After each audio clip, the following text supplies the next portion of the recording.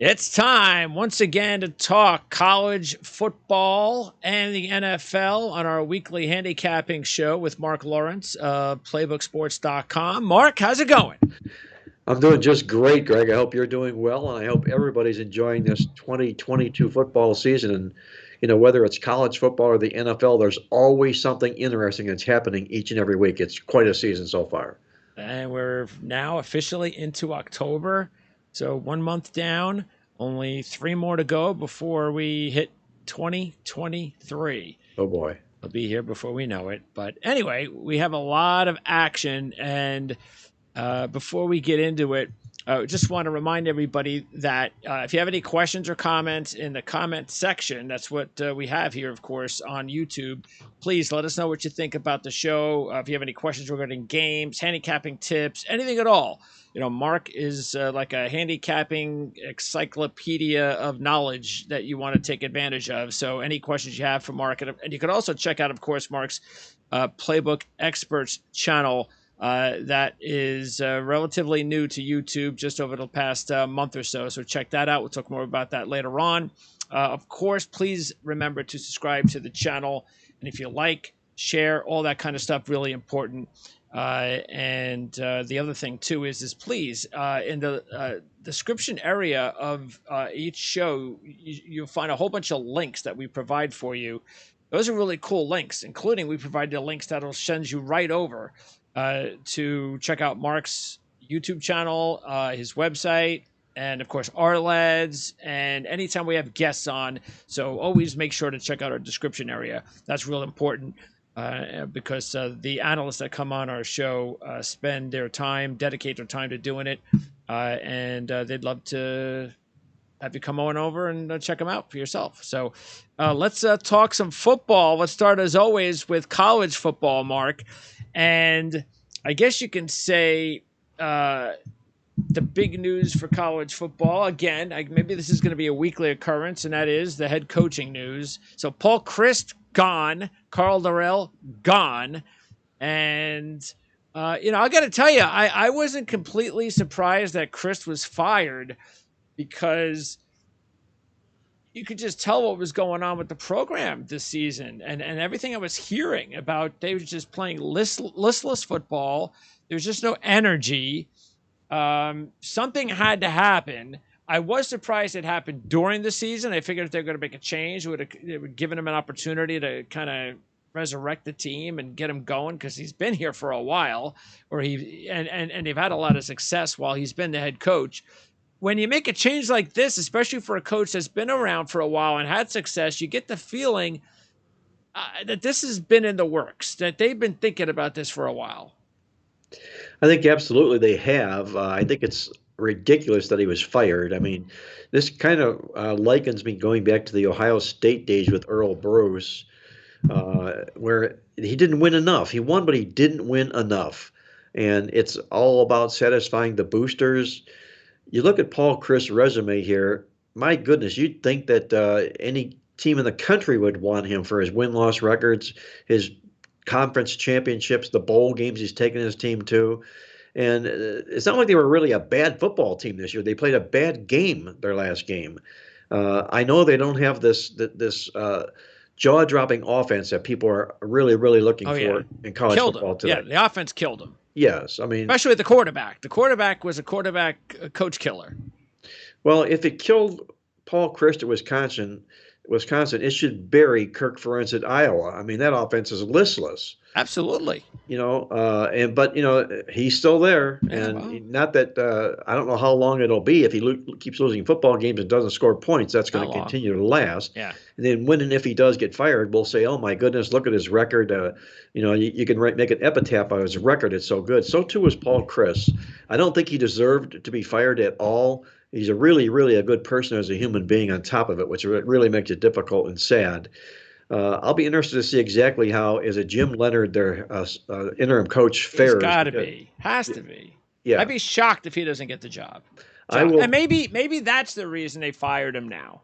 Was because they want to go to Leonard, but he doesn't have a track record, and they're gonna use this as the perfect opportunity to find out whether or not he can be the guy starting next season. Well, number one, he'll relate to the players. Number two, he'll have a different kind of a playbook altogether.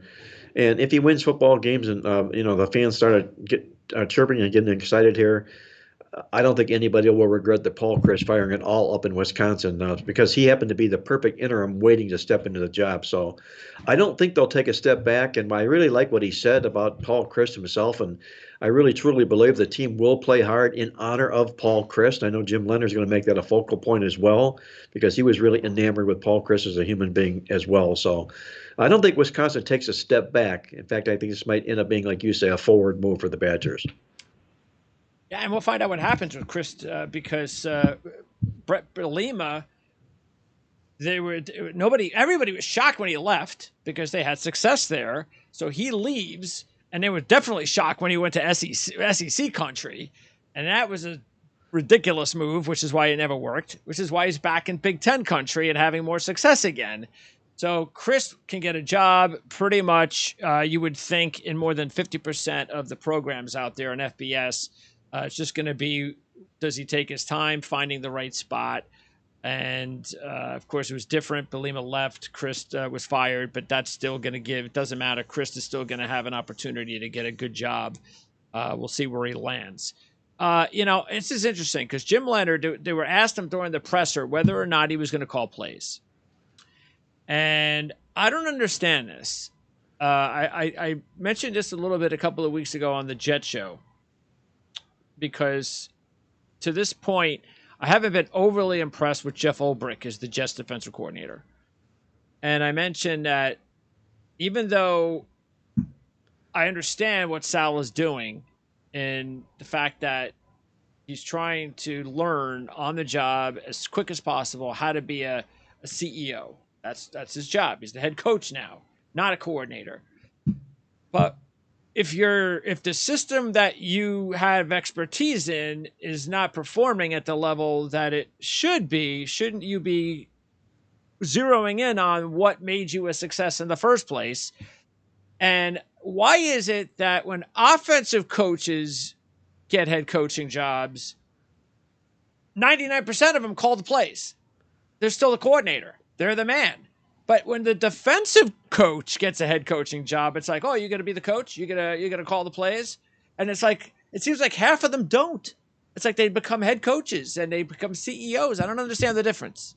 Well, it's because of the schools that they were trained at. One, defensively, maybe they're used to calling those defensive plays, but not the offensive plays. And I think a good coach becomes a real good coach when he surrounds himself with talent that's around him that knows more than he knows. Absolutely. Because if you do just that, then you can afford to put your trust and faith into a coordinator who's going to do things that obviously you wouldn't take a chance at doing, especially if you're semi-conservative.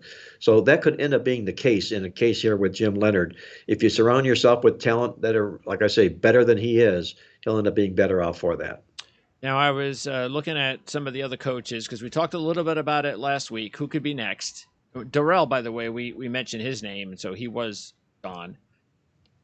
So my list, here's my list of the guys that I think are more than likely, if anybody gets fired, it's going to be from this list. I've got the obvious one is Harsin and Andy Avalos from Boise. And I think Brady Hoke is obvious, but people maybe they don't follow San Diego State as much on the East Coast. But Scott Satterfield is on the hot seat now at Louisville. I think Jeff Hafley might be on the hot seat at Boston College. It's possible. Maybe that goes away if they pull off an upset this week. You got Neil Brown. We liked West Virginia last week. Thought they were headed in the right direction. Poof. Nothing. Flat. Yeah. Terrible. That's not good. David Shaw. I mean, is Stanford satisfied? Is this it? We're a smart school, and football's nice, but I mean, we're satisfied now that we haven't won in a few years, and we're going way down. Jake Spividal. His 4 years, it's time to start winning some games at Texas State. Bryant Vincent got the job at UAB because of the last second not dismissal, but the last second health concerns. Health situation, right. Bill Clark. And that's part of the reason why I bet against UAB a few games this year. Capitalized last week with Rice, and if he doesn't have a good season, I think UAB should look for a head coach. Will Healy at Charlotte. He was supposed to be the young, really cool hire. Well, things haven't worked out at all for Charlotte. And Mike New from Ball State, he's been there a while. If they don't have a good season, it might be time for him to go as well. Well, from your list, my observations, the two or three that I would comment on is number one, I think personally Neil Brown might be the next guy to go from West Virginia. Okay. There's some big bucks he's being paid, and he's playing in a real top tier conference and not delivering the goods. Simply put, bottom line is proof is in the pudding. He's not delivering the pudding. I think he could be the first guy to go. I believe Stanford will work out an arrangement with David Shaw, reward him in a buyout, if you will, per se. Sort of like a compensation package. Thanks for all the good years and all the good work that you've done with the program. We really appreciate it. But it's time for us to move on. I don't think we're going to see David Shaw at Stanford next year. I don't think they'll do it during the course of the season. I think they have too much respect for him and what he's done for the program there as well. And I would say out of the other the players, or the coaches, I should say, out of the other group here, I might throw Scott Satterfield on the heap here as well. Things were looking so good for him when he was coaching at Appalachian State, and he came over to Louisville, and it's beginning to look like that was a wise hire by Louisville, and they've suddenly become stagnant. And it's not because of a lack of effort by the Louisville players here. Last year they put up really good stats. They just didn't convert them into points and into victories. This year, who knows what's going on with that program here? And if they continue to keep backpedaling, Scott Satterfield might not see the end of the year here as well. Yeah, I think the problem is in that division, Florida State's gotten better, Syracuse has gotten better. Everybody's better now except for Boston College, who's taken a dip this season, which is why Hafley's on the list. So, yeah, I think that's definitely a big reason why. So right now, Arizona State, Colorado, Georgia Tech, and Wisconsin are the openings. Okay, and by the way, there is some my top list of current head coach candidates. Leipold, of course. Matter of fact, I had my interview with Jordan Gusky, who covers Kansas. That's available on the website. We just had that interview yesterday, so check that out. And so Leipold, of course, it's talk about Nebraska and Wisconsin. I don't think Wisconsin, because I think Leonard's definitely going to be the guy. And if he's not, and like I said, they're at least going to give him the entire season. And I still think he's going to be the guy. Nebraska is a different story. I don't know. Kansas has got to put up the bucks, that's for sure. But I tell you what, if Jim Leonard doesn't get the head coaching job, I think he will leave. If he's got any, self-respect, to leave and get a head coaching job somewhere else. I also have Gus Malzahn. I wonder how much longer now Gus Malzahn will coach. Is he satisfied? Is this what he wants to do? Is he doesn't want to be with the big boys anymore, or will he get another shot? What do you think? Well, it's that axiom, Greg. Would you rather be a little fish in a big pond or a big fish in a little pond? Right now, he's a big fish in a little pond. He used to swim in that big sea over at the Southeast Conference, and I don't think he's liking it at Central Florida. You could be the big man on campus, but if you're not getting the adulation that you felt you've always deserved and got before in the past, I don't think it works. And they could end up separating ways there as well. I think from your list of candidates that you've got, number one, Kansas will belly up and pony up the money for Lance Leipold. Okay, this is a Cinderella story in the making right now. The whole college football world knew how good this coach was. They knew how good this coach was when they hired him. Right now, they're at a crescendo. They're peaking. They cannot afford to even think about letting him walk. I think they'll give him the moon to keep him there. The coach on your list, I think that they're going to go hard for the most will be Jeff Traylor. Who's done a great job, and this is where the graduation continues for coaches that work their way from high school. Then they get a group of five coaching job, and they turn that program completely around. All of a sudden, they get everybody's attention here. He's got credentials. He's young. He's exciting. He'll have a good fan base behind him. I think he ends up in the Big 12. Jeff Traylor does. Do you think that will satisfy the fan base? I think he will, but largely, again, it's going to depend upon which program it is that picks him up. And right now, looking at the Big 12, which football program in the Big 12 is most in need of a new head coach? That's probably a West good question. Virginia. Well, that could well be, that, Yeah, and that could be your swap right there. yeah. I mean, uh, Also, Hugh Freeze. Hugh Freeze, is he satisfied? Is he going to just be content hanging out at Liberty? Uh, that's another interesting question. well, he's a great coach. We all know that, but he's got some potholes in his record, and he's been in some trouble before in the past, and I think that's what's really held him back. At Mississippi, he got into trouble and problems. That's the reason he was let go. So I don't know if anybody's going to reach out and wrap their arms around him when all of a sudden all these wrongdoings are going to come to the surface again Sure. here. I think that kind of cemented or put a lid on the ceiling of his career. So I think he's really satisfied at Liberty. And besides, Liberty's got a ton of money, a ton of money. They just print dollar bills there, and they'll print enough to keep him happy there as well, I'm sure. And then the two lower group of five candidates to keep in mind too, besides Traylor, would be Sean Lewis out of Kent State. I think he's done a very good job there, and if he winds up coaching, right now I think they're the favorite to win that division. I mean, Northern Illinois and Toledo and Central Michigan are in the other division, but in that division he's in, with Miami losing their quarterback, that gives them the leg up as far as, so if they win that division, go back to the MAC championship game again after losing their quarterback, that I think could be what Sean Lewis needs to get a job. And then Jamie Shadwell, I think this is his opportunity. Now, who knows? Maybe Shadwell could build his Boise State at Coastal Carolina. Maybe he'll be there another 5 years, 10 years. It's possible. Could happen. But if it doesn't happen, now's the time, because when Grayson McCall leaves, things could get different at Coastal Carolina. And by the way, I want to use that as maybe a springboard for one of the hundreds of times that I'm going to say that between now and next year's draft. I've said it already in the rear view. Not only, and I've said before that I believe that Grayson McCall is a first round quarterback.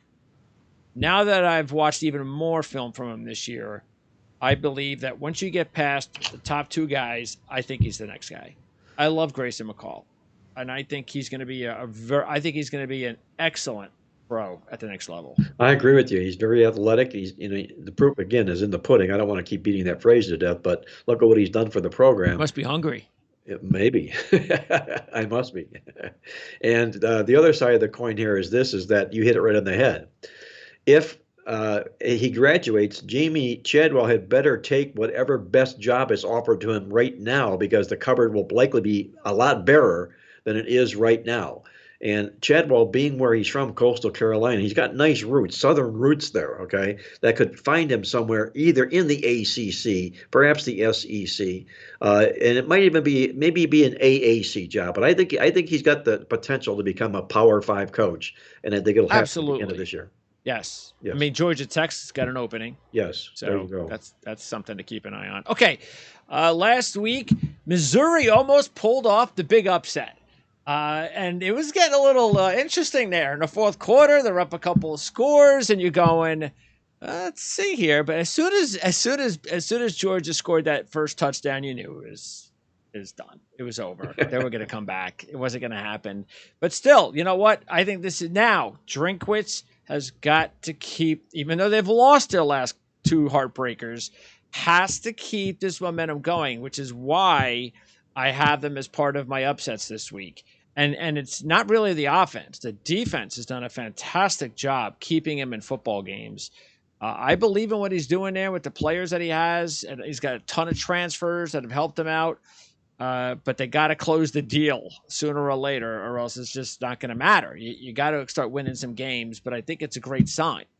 Well, you know what they're doing at Missouri, I think that bodes well for Drinkwitz, is the fact that they're becoming the type of a team that no one in the conference really wants to play. They're either going to be a thorn in the side of their opponents, or they're going to have the ability to pull the rug out, which they almost did against Georgia last week. And that bodes well for a coach in his resume, because if he can keep his team in competitive football games, he keeps the interest alive. And so far, Drinkwitz needs to do that, and he's getting the job done that way so far this year. And the question is going to be, was that the scare that Georgia's going to get this season? Every big team gets a scare. Is that it? Well, we'll see. Meanwhile, uh, speaking in the SEC and NFL prospect quarterbacks, Will Levis, and I remember Ryan Dunleavy, who's been on this network plenty of times from the New York Post, mentioned Levis. I was talking about how besides the top two, there's a few other quarterbacks to keep an eye on in the draft, and he mentioned Levis, and I was like, who? I said that. I said, who are you talking about? And he goes, the quarterback from Kentucky, first round, and this was about, I don't know, a little less than a year ago. This is during the end of last season. And I said, I don't know about that, but okay, I'll keep a further eye on him. I understand where they're coming from because he's got a big guy, strong arm. It reminds me of Josh Allen. That's what they like about him. He's not Josh Allen, and he's a nice quarterback he's a nice prospect. But he's got a ways to go before. I mean, if somebody wants to draft him in the first round, go for it. But that's why, and I'm telling you, I think Will Levis might actually get drafted ahead of Grayson McCall. And if that happens, maybe that general manager should be fired. But that's what could happen because Levis, again, he's got that athletic ability that people, okay, you watched the game last week. He did not make big plays. He made a couple of nice plays to get the team in contention. You got to close the deal. It's a big spot. You're on the road. You want to be the man that leads the team. The game was there for the taking. All he had to do was wait a fraction of a second for his receiver to get lined up and they score a touchdown, but he didn't do that. His receiver wasn't lined up. The touchdown gets called back, and then he fumbles the ball on a snap. He had like a couple of big turnovers late. That's not getting it done. No, he's still young in his career, though, Greg. He's got the physical stature, Absolutely. the size, everything they want, and it just depends upon how he shows at camp. When they start get the stopwatch out. They'll love him. They'll love him because of all that stuff. They probably will. And in doing that, in his physical size, he'll end up being a number 2 round draft pick. I think. I think so. Yeah. Yes. I think second round's a lot better. But right. Look, he's a big part of what Kentucky's trying to do this season. It's one loss. They'll move on. Remember, we were both surprised that they were a 6-7 point dog last week. Yes. Took advantage of it, but they couldn't pull off the upset. Texas A&M's got the big game coming up against Alabama. And before we talk about that game, Texas A&M gets blown out at Mississippi State. Should have lost the game against Arkansas. Lost to Appalachian State. All we've heard in the past year is about all this recruiting that Jimbo Fisher's doing at Texas A&M. They got the best recruiting. Well, we know why. It's all because of the NILs and the money. The money is there and everybody's taking it. But recruiting is one thing, and it can get you to a certain level, and he'll be able to win probably 9 games minimum every year with that recruiting. But what's going on here? I mean, yeah, they got the Alabama win last year, but besides that, there's a lot of losses there that a team this talented probably shouldn't have. Well, there's a lot of ugliness going on right now these days in the world of college football, and it all revolves around the NIL licensing, because it's really a license to steal is what it is. It's a license to cheat for these college football programs, and that's what a lot of them are doing. Jimbo Fisher at A&M, Lane Kiffin at Mississippi, they're basically looking at these football players as recruits, as draft picks coming into the football programs. And I don't know if you saw the article or not, but it was really, really interesting about what Mike Leach had to say about this. And Mike Leach, he's got an opinion. Oh, yeah. And it's his contention. He feels vehemently that college football should start doing exactly what they do in the National Football League, and that's draft these recruits. Have a draft, pay them the money, give them their big bucks, signing bonuses, everything like that, and don't even give the players the chance to choose which college they're going to go to, because they're going to be selected in a draft and doing stuff like that. That would be crazy. Yeah, wouldn't that be wild? It's not going to happen, but that would be crazy. Well, he says, why not? I mean, it's going on in the National Football League, and they're cheating like all get out right now, so we might as well legitimize this thing and let it be upfront on the table. So, if that happens, Jimbo Fisher, he loses a card or two from his arsenal because he's taking advantage of this NIL licensing to the max. Not that he hasn't before the NIL licensing started, because he was probably doing a lot of under-the-table deals to begin with, but it paints a story around this Alabama A&M football game of which, You know, I know, the whole world knows this is the game that Nick Saban has had circled the most since last year with that embarrassing loss that he took to Texas A&M, and then the offseason spat that he had with Fisher about all the ugliness that we're talking about that's going on. So, does Alabama here just lay the wood to A&M in this football game? I think Or, so. well, they'll want to. There's no question about that. My biggest concern is what we highlight in the Playbook Football newsletter, in that column that we call the Smart Box. Sure. And the Smart Box column this week is called 5-0 Fat Cats. And what it does is basically tells us that teams who start out 5-0 to start the season in Game 6 really struggle as a favorite. It's exactly the role Alabama's in this particular week. And because of that, you won't find me laying the points in the football game like this because I know I'm on the wrong side. This is, you're talking here about a 38% on the blind fade against teams that are 5-0 Fat Cats. So I'm not going to jump into that. I know there's a lot of big revenge and everything else like that. So I'm going to use that card either as insurance to stay out of the game or play A&M in the contest. Yeah, we'll talk about some of those games that I do have based on that trend as well. So we'll get into it. And one last thing, I thought this was interesting. I was looking over it, I couldn't believe it. So, and I don't even know what got me into looking at it, but Massachusetts, UMass, lost to Eastern Michigan, 20-13, and again, I don't know what.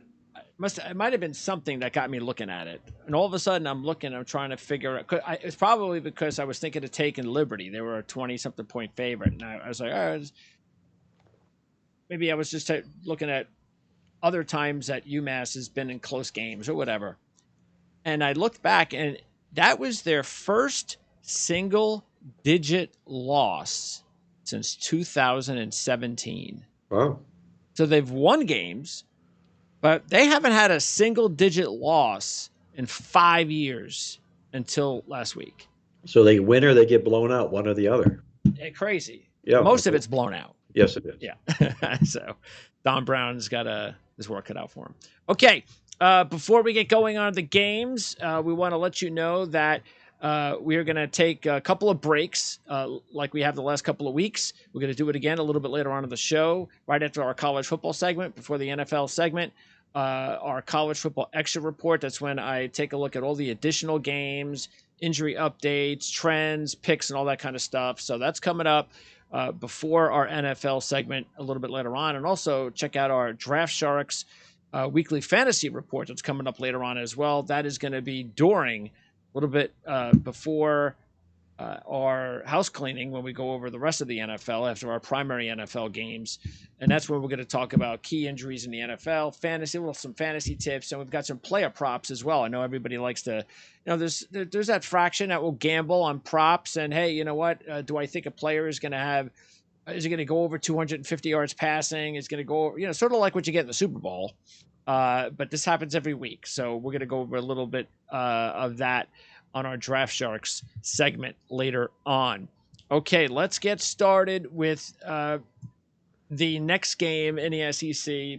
By the way, that Texas A&M Alabama game, the other reason that I'm going with Alabama is because it does look like Max Johnson will more than likely miss the game.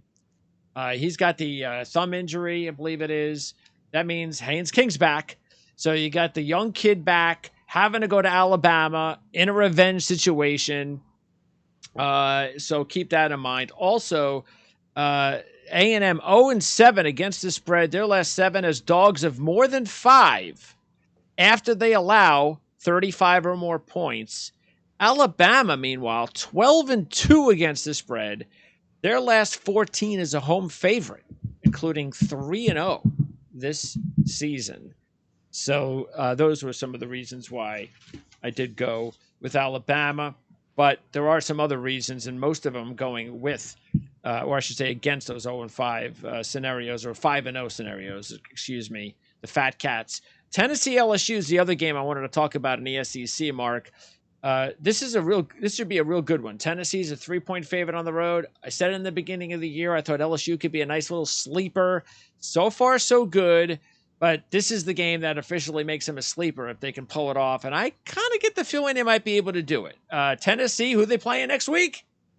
Alabama. There we go. So that's a big game. They're thinking ahead. Cedric Tillman, best player on the team right now besides Hendon Hooker. More than likely, we're not going to see him again. He had ankle surgery just a couple of weeks ago. So I think they're definitely hoping he'll be back against Alabama. He is a major weapon for Tennessee. He's not going to play in the game. LSU, meanwhile, 8-1 against the spread. Their last 9 of dogs of less than 9. And that also includes one of the games this year that they covered in that same spot. So I'm taking LSU, but I should be a fun game. Well, when you take an LSU, you're taking Brian Kelly, and you're taking Brian Kelly as an underdog. You're probably not on the wrong side of a football game too many times. Now you're bringing an undefeated fat cat into LSU on top of doing just that. If there's a coach I think that can expose a fattened fat cat, it could be Brian Kelly, and I'm with you. I think LSU pulls the rug out on Tennessee. All right. In the ACC, let's talk about the game between Florida State and North Carolina State, because FSU, even though they lost last week, and a good game against Wake, better team, and I just think they caught them. This is, I still think there's a chance that a team like Florida State can win this division, because Wake Forest and North Carolina State had their chance at Clemson. FSU will play Clemson next. So if FSU can beat North Carolina State this week, they host Clemson next, they got a legitimate chance of winning the division. And that would open everything up, by the way, if that happens. And you would have potentially 3 teams out of the 4 that could have an opportunity to win. But first, I got to get past North Carolina State. I'm not picking this game, but I just obviously want to mention it's a big game. I just mentioned why. There's a lot of trends that do go against NC State in this one. That's also part of the reason why I think this might be a bad situation for NC State. And I got to tell you, too, I wasn't overly impressed with NC State as much as I thought I was going to be in the game against Clemson. And I'm not trying to sit here and say, well, Clemson didn't play a good game. I just think that, like I said before, I think that division in the ACC in general is starting to shrink a little bit talent-wise. But I expected a little bit more from NC State. So I don't know. Which way do you feel? This is a night game, too.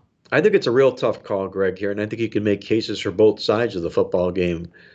What we've got here is a Clemson sandwich. Clemson's dead in the middle of the sandwich. NC State after Clemson, Florida State before Clemson. So this will be a good gauge between these two football teams. Is one letting down or one looking ahead? I'm going to probably lean more so to NC State off the loss. I thought they played a flat football game, very, very well-coached football team at home. A lot of people thought that they were the team to beat in the ACC this year, NC State. Florida State's had a nice revival-type football season so far. I think that because of the revival, it keeps this number short and attractive enough to where NC State's not laying a ton of wood in the football game. But if I had to put a gun to my head, I'd probably say pull the trigger or take NC State. Big 12, and you've got the shootout between Texas and Oklahoma. Oklahoma, bad timing because Dylan Gabriel had a concussion last week, and I don't think he's going to play. Honestly, from what I'm hearing, it doesn't look good. If he doesn't play, there's 2 quarterbacks who could play, including one by the name of, you're going to love this, General Booty. Yes. So, yes. Yeah. So he might play in the game against Texas. Wow. Texas is now a 7-point favorite in the game. That's interesting for a couple of reasons. One, they haven't been favored in the series since 2009, and now they're a 7-point favorite. And 2, because the last 8 games in the series has been decided by 8 points or less. So this is a close series. So, but it's kind of hard to take Oklahoma because you don't know. Gabriel probably doesn't play. I mean, look, obviously if he plays, Vegas is going to sniff it and that line's going to drop, back to 3. But if he doesn't play, you don't know. You're dealing with backup quarterbacks, and in college football, you just don't know what you're going to get. Well, as I'm talking to you tonight, I partake in a circa invitational contest in Las Vegas where we have to submit 5 plays every week. And the current circa line which I just used Oklahoma with, is plus 10. Oh, 10. Yes, plus 10 right now as we speak. Well, the 10 got me, okay? Wow, yeah. 7 almost is getting me. Yeah. Yes, 7, you were mulling it over. 10, Titillated. 10 Yes. almost says that Gabriel's not going to play. But nonetheless, there's an incredible stat in our football newsletter this week that I want to call out on the show here, and it's simply this: that when Oklahoma is coming off a loss in which they allowed 36 or more points, and they're taking on a sub 750 opponent, they are 19-1 straight up in these Oh, football games. okay. That'll be the role they'll dress up in here. It's still the Red River rivalry. It's not like Oklahoma's going to lay down. They're coming in Oh, here, have back-to-back losses, back-to-back straight-up favorite losses, and everybody wants to jump off the Sooner schooner because of all this. I'm going to take a ride on the Sooner schooner with the Sooners plus the points here. or I think fall they're off. red-faced, embarrassed in the red-faced rivalry. I have to play the points. Yeah, and I mean, they're 225 on a money line at 7. They're probably close to 275 at 10. Probably close to $3, yes. I would take that if I can get that on my sports book. Okay.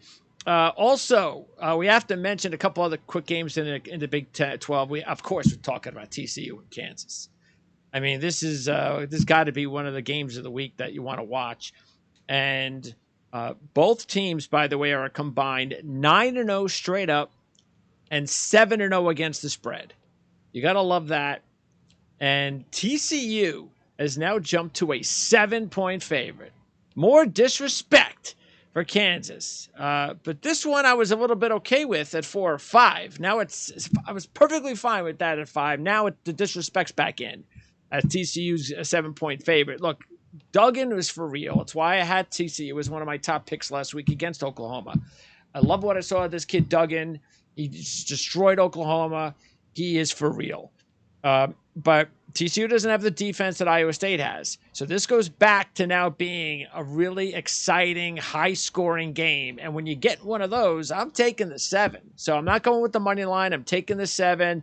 Once again, Leipold, we talked about this last week. He's now 25-9 against the spread in home games as a FBS head coach. And then you can, of course, throw in the creme de la creme regarding the Fat Cat. The Fat Cat isn't work in this football game here. And not only do you have a Fat Cat, but you have a really Fat Cat with TCU off the big upset win last week. I think it makes for a real nice situation for Kansas here, playing the Rodney Dangerfield card in this game here. They're hosting game day at Kansas and Lawrence this Saturday. This crowd is going to be geeked to the max in this football contest here. The fans might not be sober enough to remember exactly what the final score ends up being in the game. And they don't have to wait long. The game's at noon. Yeah, but believe me, they're starting at breakfast, okay? Yeah. Yes. So not only do we have a 5-0 Fat Cat favorite playing a 5-0 Fat Cat dog, I think in a situation like this, the dog scratches the eyes out of the cat, and I'll play the points in this football game with Kansas. Yeah, if you look at it, so here's the other one that really puts it over the top too. You have 5-0 dogs are 21 games over 500 against the spread, and they're 16-3-1 if the team that they're playing scored 48 or more points in their previous game. So now we got double reason to like Kansas in this spot. Oh, by the way, and then just taking a look at the Playbook magazine for this week, as I often do, 3 trends go against TCU. 1-15 against the spread. Their last 16 is a favorite of more than 3 following an upset win. 1-12 against the spread. Their last 13 off a double-digit straight-up win versus an opponent with revenge off a straight-up ATS win. And 1-10 against the spread in their last 11 as Big 12 favorites of more than 3 versus winning teams. So that's 1-15, 1-12, and 1-10 going into the same game. So you have to like the trends, and I like it, Greg, when trends match what I call systems or angles, because it all comes together there that way. So There's no backing down for me in Kansas in this football game. I know their numbers aren't quite as sharp as TCU's, but that's what underdogs are all about. And that's exactly what we got into the epitome of a live dog here in the Kansas Jayhawks. Now we move on to the Pac 12, and all of a sudden, we have to start respecting UCLA. Has Chip Kelly turned the corner finally? It appears so. They pull off the not just an upset, but they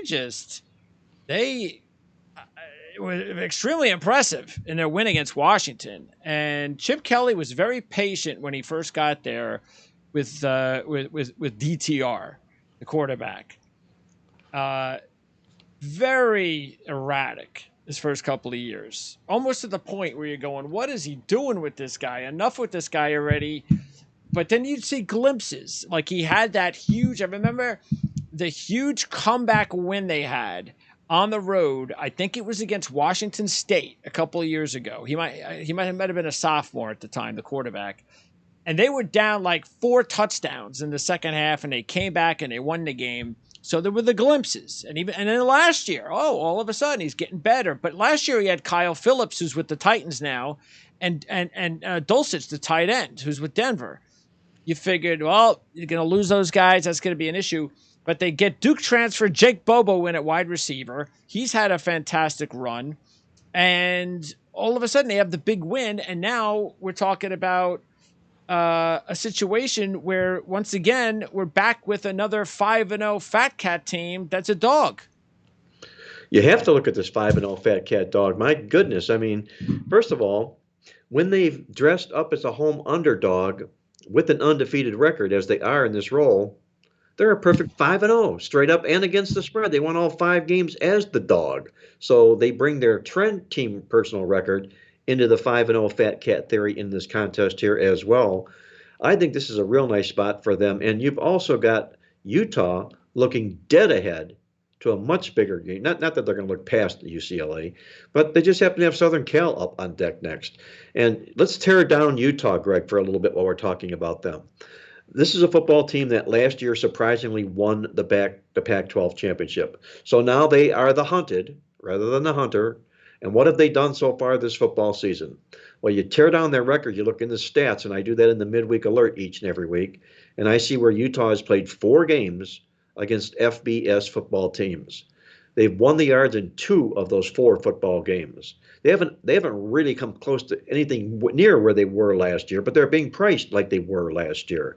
This is an ideal spot, I think, for UCLA to pull the upset in this football game and put themselves atop the Pac-12. And by the way, Utah has beaten UCLA 5 straight years by 27 points per game.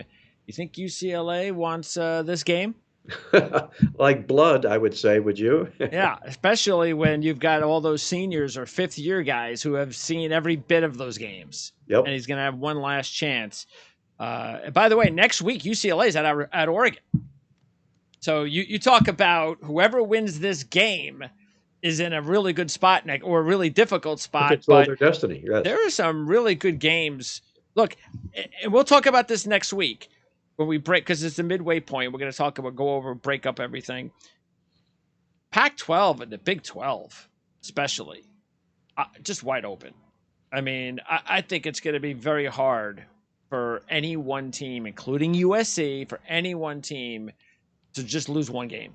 It's going to be very tough. There's just so many tough games now with good football teams that have faced each week. Well, let's not skip over the Pac-12 that quickly, because I think they deserve kudos for the vast improvement they've shown this year. The Pac-12 football teams have. Yes. You know, we were poo-pooing them just 3 years ago. They're horrific showing in bowl games. It got worse the year after that, and not much better last year. So suddenly they've dusted themselves off, cleaned themselves up, and they're now a competitive Power 5 conference. And then the other game that I wanted to talk about in this conference was in a game that is actually going to be a team that is going to it's one of my 5 stars, Washington State against USC.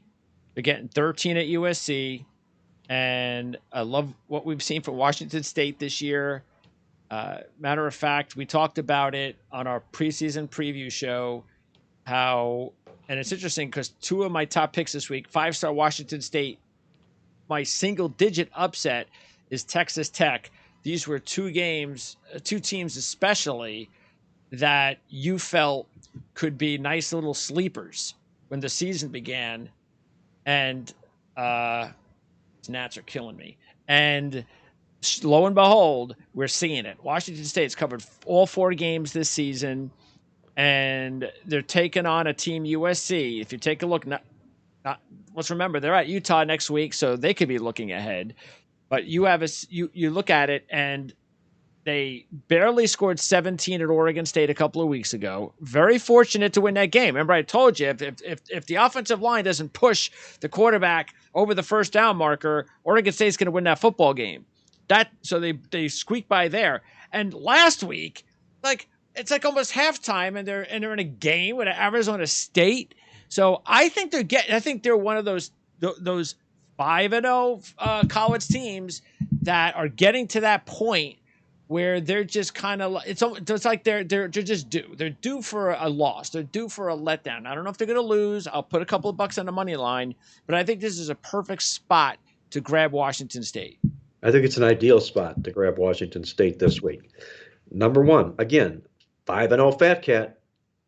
Not difficult at all fading it to me any at all this week. Then you take a look at what Washington State's done when they've gone on the road as a double-digit dog against undefeated teams. 7 times, 7 wins, 7 cash tickets. Oh, really beautiful. Nice. Yes, and then we talked about a little bit of a look ahead for Southern Cal as well. This was one of our complete under-the-radar teams that we both talked about, as you mentioned here. Washington State at the beginning of the season. They've lived up to the billing, and I think they'll continue to do so on Saturday. You have to grab them plus the points. Okay, the last game is BYU and Notre Dame. And we talked about this stretch for BYU. Notre Dame, Arkansas, at Liberty, East Carolina, at Boise. But really, the next couple of weeks, Arkansas, Notre Dame, this is just huge. They're getting 3.5 against Notre Dame. This one is going to be in Vegas. So it's going to be interesting to see. I think it's going to be 50-50. I think there's going to be a lot of fans for Notre Dame, a lot of fans for BYU. Should be a really good atmosphere. BYU had their nice win over Baylor, but then they got, kind of taken to the woodshed against Oregon the very next week. Keep in mind, they still had injuries at wide receiver that didn't affect them against Baylor, but seemed to have an issue, especially after that was a very physical game against Baylor, by the way. Went to overtime, and I could see they're a little bit of a physical letdown the next week. But they played 3 straight weeks since then. They've had no problem winning those games. Notre Dame had a nice win against North Carolina, then had the week off. So maybe you're thinking, Notre Dame's back to being okay. Well, I just don't think so. Just because you beat North Carolina, that doesn't convince me. BYU is a lot better than North Carolina, and that's why I'm taking BYU. If you take Notre Dame's opening game against Ohio State out of the equation, which they had all offseason to prepare for, this Notre Dame football team should not be favored in this contest. And I think we're going to find out that to be the case exactly on Saturday. Number one, you're going to have a host of Mormons in the stands in Las Vegas. They come to Las Vegas in droves to the BYU faithful and the followers. They've done it in Las Vegas bowl games in the past. They'll be in full presence here again for this particular football game. And this is a statement-making game for BYU. We all knew about how deeply experienced this football program was. No team in the country with more returning experience than BYU this football season here. I have to love that. I also love the fact that the way they played so far, they've out-yarded 4 of their 5 opponents, and they're winning the yards, an average of 110 yards a game on the playing field here. I think an upset happens in this football contest. Give me BYU plus the points. And they have the better quarterback. On top of it. Okay. Quickly, lastly, under the radar game of the week. This is a new segment we're going to have. And most of these games will be group of 5 games that you just, I don't even know that they were playing. So I put these 4 games together and asked you which one of the 4 that you would definitely not want to miss. I have East Carolina at Tulane. That's a big game, and under the radar game in the AAC. These are contenders right now. Cincinnati, of course, the favorite again, but one of these 2 teams could face Cincinnati in the championship game if that's the way it goes for Cincinnati. And don't forget, Tulane had the upset win over Kansas State. And East Carolina, we've talked a lot about them and how much more improved they've been under Houston, their head coach. And how about this? East Carolina 9-3 against the spread their last 12 as a road dog. Tulane 9-3 against the spread their last 12 as a home favorite. Uh, So that should be a really good one. I think, yeah, out of this group here, Greg, I like this category here also, that's calling this under the radar games of the week. I think it's really nice that we can pull out a game that doesn't get a lot of attention here. The guy I'm going to circle in on is the UTSA Western Kentucky matchup here.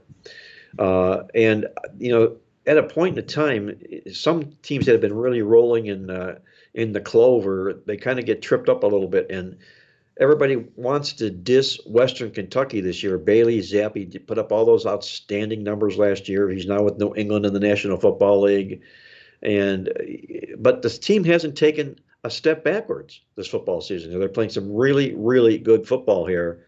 I'm going to lean to Western Kentucky in this contest. All right. Well, I like Texas San Antonio. You know how much we both liked Yes. Trailer and the Roadrunners. Again, rematch of the championship game last year. UTSA won and covered both games. They played against Western Kentucky last year. And this shows you how good Trailer is as a coach. He's 6-0 straight up, 5-1 against the spread at home in conference games when he takes on opponents that have a winning percentage of 400 or better. So when the cream rises to the top and they have to play them at home, they wind up taking care of business. Western Kentucky was probably looking ahead, too, last week. Could be. Yeah, because they did not look very good in their loss. I think they lost to Troy last week. Speaking of Troy, they're taking on Southern Miss in one of these other games under the radar.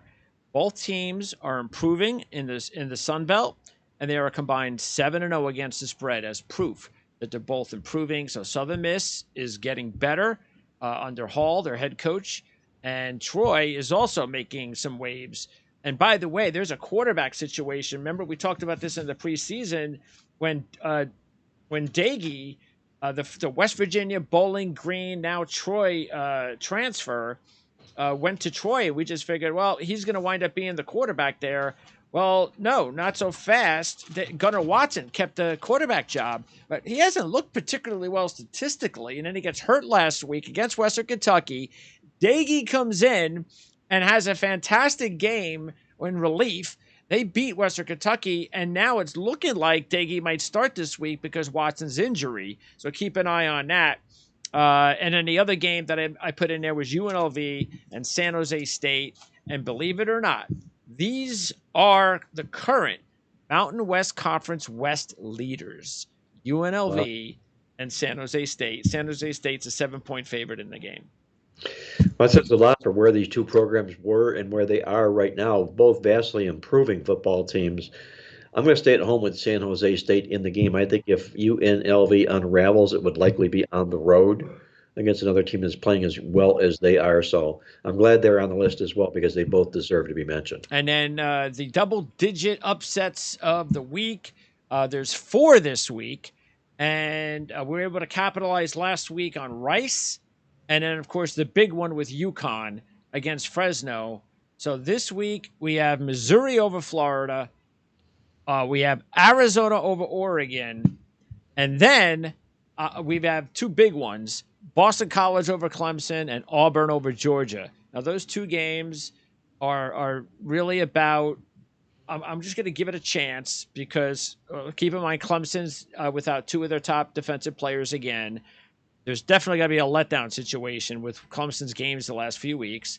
Boston College still has a talented quarterback, still have a talented receiver. They've got their confidence back a little bit. It's bandana night at Boston College, so the whole stadium is going to be wild, and it's not an easy place to play. And then Auburn and Georgia, the other one, because in my opinion, look, I think this game goes either one of 2 ways. Either Georgia wins 58-0 and Brian Harsin gets kicked off the bus home, or I think Auburn might surprise people because Georgia, last week I had this little thought in my mind about the Missouri game. I was like, should I take Missouri? Because I didn't like what I was hearing. They had the whole personal stuff with the defensive back who got in trouble, and that's got to be an issue that, the players they don't need that type of distraction. So, but this week now, Jalen Carter's out for Georgia, their top defensive tackle. And I feel Brian Harsin, everybody thinks he's going to get fired, and maybe he will, but maybe there's also a chance that he saves his job with this win. Because keep in mind, if you look at it, even though Georgia's owned this series, they've won the last 4 by a 109-40 margin. In those 4 games, Georgia has not scored more than 34 points. It's a 30-point spread. So if you're thinking for the spread, keep that in mind. But it just shows you that Auburn still has a really good defense.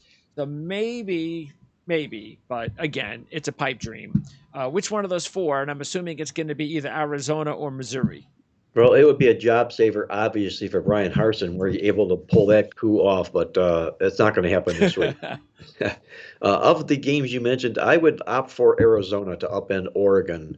It's an Arizona football team that continues not to get a lot of cred, even though they're playing really good football. And we all know about Oregon and how they can be up or they can be down. They can be up or they can be down. I think it's a perfect spot for Arizona to slip in here as a double-digit dog and take this team into overtime and win the football game. All right. Keep that prop in mind. Okay. By the way, the home team in this series has won 6 of the last 7 outright, and that includes Arizona winning the last 2 at home. And by the way, they upset eventual playoff Oregon in 2014 as a 21-point dog in Oregon. So Arizona seems to have this little thing going on with Oregon where they could just come up and beat them sometimes. And maybe this week could be the week. All right. So that is college football for the week. And we're going to now go back into the rest of what's going on in college football. As I said, before we move on to the NFL, we're going to take a quick break. We're going to talk about the college football extra report for week 6. And we want to remind everybody, too, that you can locate the markers on the bottom of the screen. So if the report's about 10, 15, 20 minutes, same thing for the draft Sharks report. All you have to do is locate the markers on the bottom of the screen. If you don't want to watch them, you can just go ahead and kind of fast forward to when the markers pick up again. When we talk again, and when we do, we're going to be talking about the NFL. So we're going to go ahead, check out the college football extra report, and be back in just a little bit. All right, we are back talking college football, or I should say more college football, as we get ready to actually move on to the NFL. Before we do that, you can see we have a new template we're using. We're trying to fine-tune things here, as I promised over the last few weeks. We're going to fine-tune it till we get it right. So what we got here, if you can see at the top, let's see, what would the best way for me? Yeah, screw that. Anyway, you see the top, it says key. We got the injuries at the top, and those are the 2 injuries. Well, actually, those first 2 lines are the injuries for the players. So that's what we're going to have there. So it's the same thing. I just couldn't have one full line. It's just too much information. So we had to create 2. Okay, so basically it's you got to read that and you get the injuries. Now, again, I've said this a million times. I'll keep saying it. This is the best information that I can get for the research that I can do. So there's always going to be more injuries. You're going to turn on the TV on Saturday. You're going to go, what the hell happened? How's that guy out? I didn't hear anything about that guy. Well, same thing. I didn't hear anything either. So that's going to happen. It's going to slip through. There's nothing I can do about it. This is the best I can do. It's a lot of work, as you can see. So it's still if you're into the whole injury thing, and I think you should be, especially with some quarterbacks we're going to get into in just a few seconds, important. And then our picks. So we've got the formula now for the NFL and college football there for you to take a look at all season long, our college football picks, our NFL picks, and so forth. So that's there. Once again, I am not a professional handicapper. I leave that to Marc Lawrence and the playbook experts. Check out the YouTube channel. They record every Wednesday, so that's usually posted on Wednesday nights on Marc's Playbook Experts YouTube channel. But check that out again. Those are the guys that have done it for a living for, maybe as long as I've been born almost. So, sorry, Marc. But maybe not that long. But anyway, it's still relative information on who I am as my own handicapper and how I do things, as I've said before. So, and if I hadn't been successful doing it, I wouldn't do it. So, anyway, there you go. So I'm not going to repeat myself every week. I'll try not to. Let's get into it. And I tell you what, why don't we start with the injuries so we can kind of get that out of the way? Let's do that. So let's take a look at some 3 key injuries. So here, Sam Pittman. Let's go to Hog Sports. This is 247 Sports. Now, all 3 reports I was able to get for these 3 quarterbacks were from 247 Sports. And here, Sam Pittman gives latest update on KJ Jefferson's injury status. Now, this happened on Wednesday. As we move along here, KJ has not practiced to this point. We still don't know whether he'll be able to practice today or not. Our rule kind of is you've got to practice on Wednesday if you're going to play on Saturday. So it's just kind of a wait and see. The ads popping up, making it difficult for me to read. Here we are. Let's see. Honestly, I don't know if we. Okay, he's been to all the meetings, both practices, so forth and so on. And there you go with the backups. Cade Fortin, the South Florida transfer. He came in as the primary backup against Alabama. Malik Hornsby would be the number 3 quarterback, or number 2 if Jefferson doesn't play. Our quarterbacks have had a really good week of practice. Okay, that's coach speak.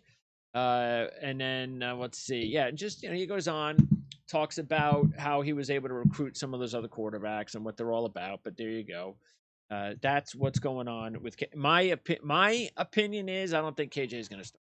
That's just my opinion, but you never know. I mean, KJ is a baller. He wants to always play. He's going to force his way into the picture. Arkansas needs the win. A huge drop off from KJ Jefferson to Cade Fortin. They're on the road against Mississippi State. That line went from 5 to 9 as it should be. Matter of fact, I'd probably take Mississippi State if Cade Fortin was the quarterback, but we'll see. Okay, that is what's going on with KJ Jefferson. Next up, Malik Cunningham. Same thing from 247 Sports, Cardinal Authority. Cunningham listed as day-to-day after injury. This was a report on Tuesday. And Scott Satterfield, the head coach, it'll be determined upon our doctors and what they will allow him to do. If he's able to go, then obviously go. If they say he's not ready, then he won't. Okay, that's really exciting. He's listed at day-to-day, And here, Cunningham first came out of the game on Saturday after a targeting call on Boston College linebacker. The helmet-to-helmet hit wasn't the reason that Cunningham didn't finish the game. Talked to Cunningham after the hit. He went in there and made some really good plays. They went on to score. It was the next hit. I didn't even see it. I was told Malik can't go. Again, I'm going to say that my gut tells me he's not going to play. Matter of fact, I think all these 3 quarterbacks that I'm talking about here, I would give a less than 50-50 chance that they're going to play. Because the next guy that we're going to quickly talk about is Dillon Gabriel. All right. Once again, 247 Sports. This is Kevin Flaherty's piece on Wednesday. Dillon Gabriel, Oklahoma football may use quarterback roulette. Okay. And let's see. This is from Brent Venables. Right now, Dillon Gabriel is not practicing.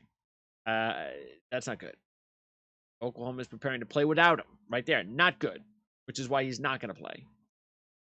Davis Bevel, the backup who transferred from Pitt, would be expected to start. Backup General Booty, a walk-on junior college transfer. Just imagine if General Booty were to get in there in the Red River shootout and make an effect. Wow, that could be fun. Walk-on junior college transfer. His nephew of John David Booty. If you're old enough, you remember the former USC quarterback, son of Abram Booty, the former LSU wide receiver. I don't remember that guy. Anyway, so there you go. Keeping in mind, offensive coordinator Jeff Lebby was brought in with Gabriel. They knew each other, were together at Central Florida and all that kind of stuff. So I don't know. He doesn't have that kind of connection with the other guys. But, hey, it's going to be interesting to find out exactly how it all unfolds on Saturday with those 3 guys. I just don't think they're going to play, honestly. And maybe I'd give Cunningham the best chance. I'd probably say Cunningham. and Jefferson are probably Gabriel. I'd be really surprised that he'd play. He's the one that I'd be surprised the most that he would play.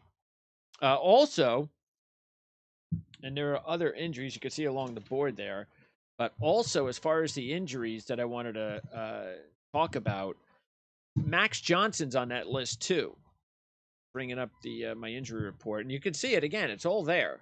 I've got all those injuries up there on the list, and Max, he's got I think it's a thumb injury for Max, and I know that he hasn't been ruled out yet. I haven't heard anything about that, but at this point in time, there's a chance Max Johnson might not even play the rest of the season. I mean, you talk about, wow, that would be a huge. Now, look, this gives Haynes King the opportunity to roll, because now this top recruit, there is no fallback option. Maybe that's just what the kid needs too, to feel comfortable that, hey, I'm the guy. Even if I screw up, I'm the guy. Look, they do have another quarterback there. Maybe Haynes King screws up and he will be sat down, but this is his shot, no question. Remember, they're without their star wide receiver. So Ennis Smith gone for the year. That is huge. And you're asking a young quarterback now to possibly take the reins against Alabama. Now, Alabama happens to be, again, you can see on the report, happens to be one of my top picks. That is definitely a reason. So we'll see how it all unfolds. But there's, Quinn Ewers looks like he's coming back. So Ewers should play in the Oklahoma matchup. So they're going to get their quarterback to Texas. Oklahoma's going to lose their quarterback. And now you know why the spread went from like 4 Texas to now it's 9 and climbing, which is why I jumped on Oklahoma at the last minute to take the 9 points. Because as we mentioned the other day, first time Texas has been favored in the series since 2009, and the last 8 in the series has been decided by 8 or less. So why wouldn't I take the 9? Yes, Oklahoma's reeling a little bit, but maybe this is also the time that you want to take teams like this, because if we roll back 2 weeks ago, Oklahoma is the favorite in this game. Okay, there's no question Oklahoma is the favorite prior to their first loss of the season. No question. So all of a sudden, it's craziness, and 2 weeks later, now they're a 10-point dog almost. I mean, Texas just came off a loss against Texas Tech. Yeah, they had an impressive win against West Virginia, but have they shown any sort of consistency yet, Texas, against good teams? So go out there, and everybody's waiting for Texas to take the next step. I will see it when I believe it with Steve Sarkisian. Other quarterback notes, again, all on there. Daggy, the quarterback transfer from West Virginia, looks like he may get out there and play. I tell you what, he goes out there and plays for Troy in their matchup against Southern Miss, and I don't think he's giving up that job. Tulane's got some quarterback dealings going on. You know what? This is something I'll talk about when I talk on my next Rutgers show, talking about trying to get quarterbacks at Rutgers, and you got to find these guys. Well, here you got 2 young quarterbacks. Michael Pratt has done a pretty nice job at Tulane. He goes down to number 3 guy. The number 3 guy for Tulane comes in, Kai Horton, and throws 3 touchdown passes, including a game winner in overtime, and they beat Houston on the road. The number 3 quarterback for Tulane. Now, I'm sorry, but there's no way that Simon, the starter for Rutgers, is doing that at Tulane. He's not doing it. He's not coming in relief and throwing 3 touchdown passes. He's just not doing it. So come on. There's quarterbacks out there to be gotten. You just have to go and get them. And I think that's great. But it is interesting that you got Oregon State struggling a little bit, but Gabranson is going to get the start, it looks like, for Nolan. So maybe he doesn't give up the job. This is his chance. He's got a strong arm. He's an interesting recruit. And this may be the worst situation for Nolan to get hurt. And after the interceptions the last few weeks, Gabranson comes in. Maybe he steals the job away. That'd be great for Oregon State. Throw in also talk about quarterback issues. I mean, you can go on. Everybody knows about Iowa's quarterback issues. So look at San Diego State. That has to be the most pathetic quarterback situation passing wise that I have seen. It is just awful. So there are good teams that have good defenses, like San Diego State, Iowa, and even Rutgers, but their quarterback play is so bad, it's bringing the rest of the team down. And yet here you have third-string quarterbacks on Tulane, and there are other quarterbacks we could talk about in Group of Five, especially, that are not even starters that could probably be starters for those teams, especially for the two teams in the Power Five I just mentioned in Iowa and Rutgers. But hey, what do I know? All right, so check that out again. We got the whole list of injuries up there for you to take a look at. In the meanwhile, I want to quickly, as best as I can, also, by the way, Cedric Tillman, we mentioned this on the show a little while ago. I don't think he's playing against LSU. That's a big loss. That is part of the reason why I took LSU. And speaking of wide receivers, Dominic Lovett, I want him to play big time because I took a Missouri as an upset play, mainly because of their defense. But Lovett is like the entire offense at wide receiver. He may not play. It's iffy. All right. I hope he plays because it gives me a much better chance to have Missouri upset Florida. So that is something to keep in mind. Missouri, by the way, has beaten Florida 3 of the last 5 years with 2 upset wins, including last year when Missouri was a 9-point home dog. Let's see. What else do we got for you? I took Auburn, and I know you're probably wondering, well, that's kind of silly. You took Auburn, you took Boston College. Why'd you do that? Well, look, we did win so far this season with Georgia Southern over Nebraska, which was over 10-1. We hit UConn, which was 13-1 last week. A little bit different when you have to win against Clemson and Georgia. So I completely understand that. Now, a couple of things. First of all, and again, you can see there, the account. By the way, if you're wondering, what am I pointing over to? I have a screen. It's like a monitor over there, and that's where everything runs. So what we are trying to do with these upsets, I've said it before, it's not always, hey, you know what? I really like this upset. I think they're going to win. I'm going to take it. And I do have those every year. But then I have a few, as I've said, that, you know what? I'm probably not going to win, but, and I try to think of reasons why. And that's why the reasons came about with Fresno State, and I gave them last time. Same thing with Georgia Southern, because, hey, you know what? Scott Frost loses this game. He could be fired. He lost the game. He was fired. So when I look at the Auburn-Georgia game, I go, you know what? And I said this a little while ago on the show. What if Auburn loses 60-0? Well, Harsin gets fired probably, right? But what if they upset Georgia? And don't forget what happened at the end of the season last season, because I took Auburn against Alabama in that game at the end of the season, and the point spread was 20. And if you recall, Auburn should have won the game. They should have won that football game. That was a bad loss in an upset that you had. All you had to do was make a couple of stops, like 5 times. You couldn't make one of them. It was a very bad loss that should have been an upset. Everybody would have jumped on the Brian Harsin bandwagon. Everything would be fine. You lose that game, now you're in trouble, and it hasn't changed. You got a second and maybe the last chance. And that's now. So I don't know. Now, Brian Matthews, by the way, okay, Brian Matthews, who has done a great job for auburnsports.com, Rivals network, told me, by the way, that he expects that TJ Finley, the starter before the season began, who's been out the last couple of weeks, he expects him to travel with the team. Doesn't expect him to start. Expects Ashford to start. But if Ashford gets hurt, he would think TJ would play. So he thinks he's going to dress, won't start, only play under emergency circumstances. So I wanted to throw that in there because Brian Matthews does a great job, and he'll be at the game. That'll be just a huge game for Auburn, like I said. So again, yes, Auburn, this is probably it. If they love their coach, if they really want him to be there, we'll find out on Saturday, in my mind. And Auburn still has a good defense. This is not about Auburn. I mean, you know what? I should have probably put Auburn in there with Iowa and Rutgers. Not as bad, but pretty bad. Pretty close. Their quarterback play hasn't been very good at all. And if they had a quarterback, I'm not so sure we'd be having this talk with Brian Harsin. He doesn't have a quarterback. He's got a really good defense. He's got Tanks Bigsby at running back and another one. So he's got talent, but not at quarterback. And the quarterbacks, look at what happened to Paul Chryst at Wisconsin.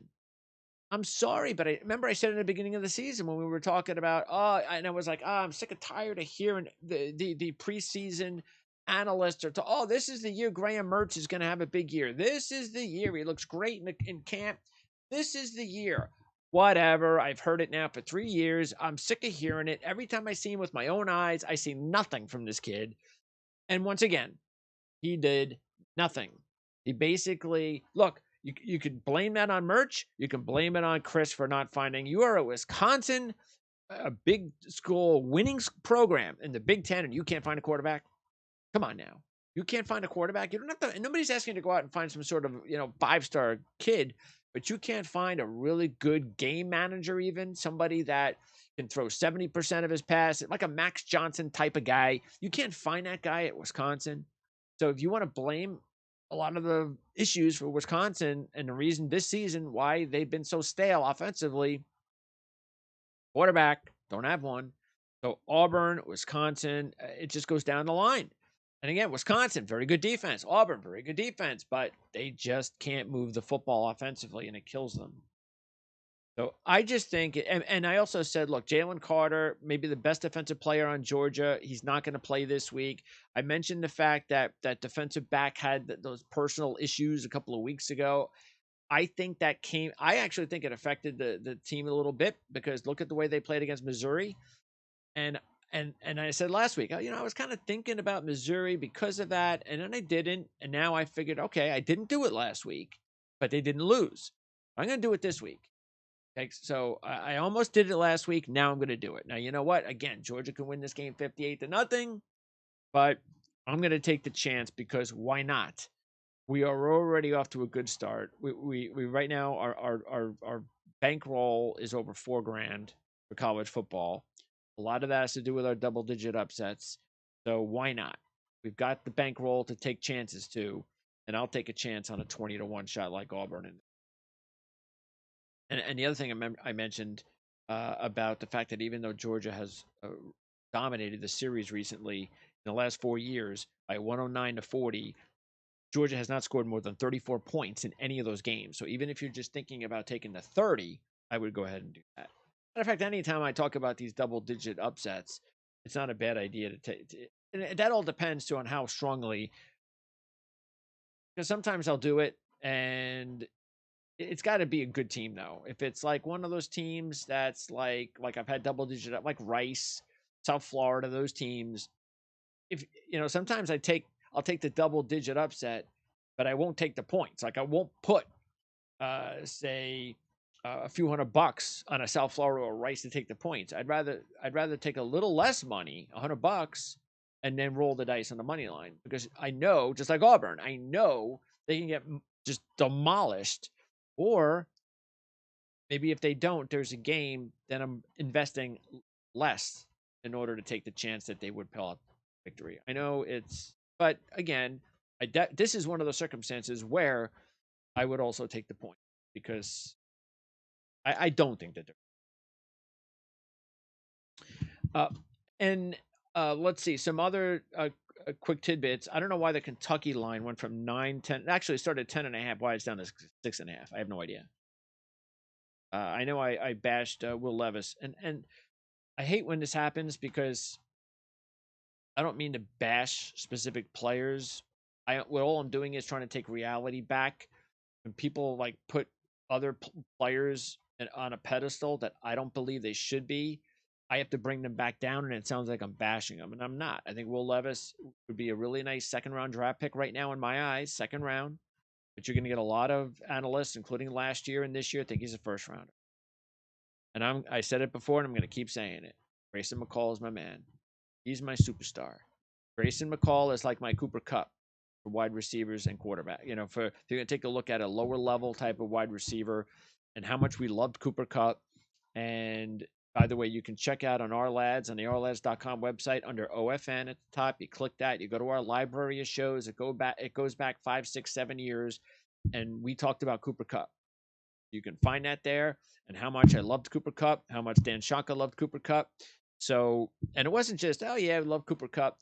He's going to be a nice, intriguing player. No, like really, really thought he could be a superstar like he is now. That's the way I feel about Grayson McCall. Yeah, I think he could be a superstar.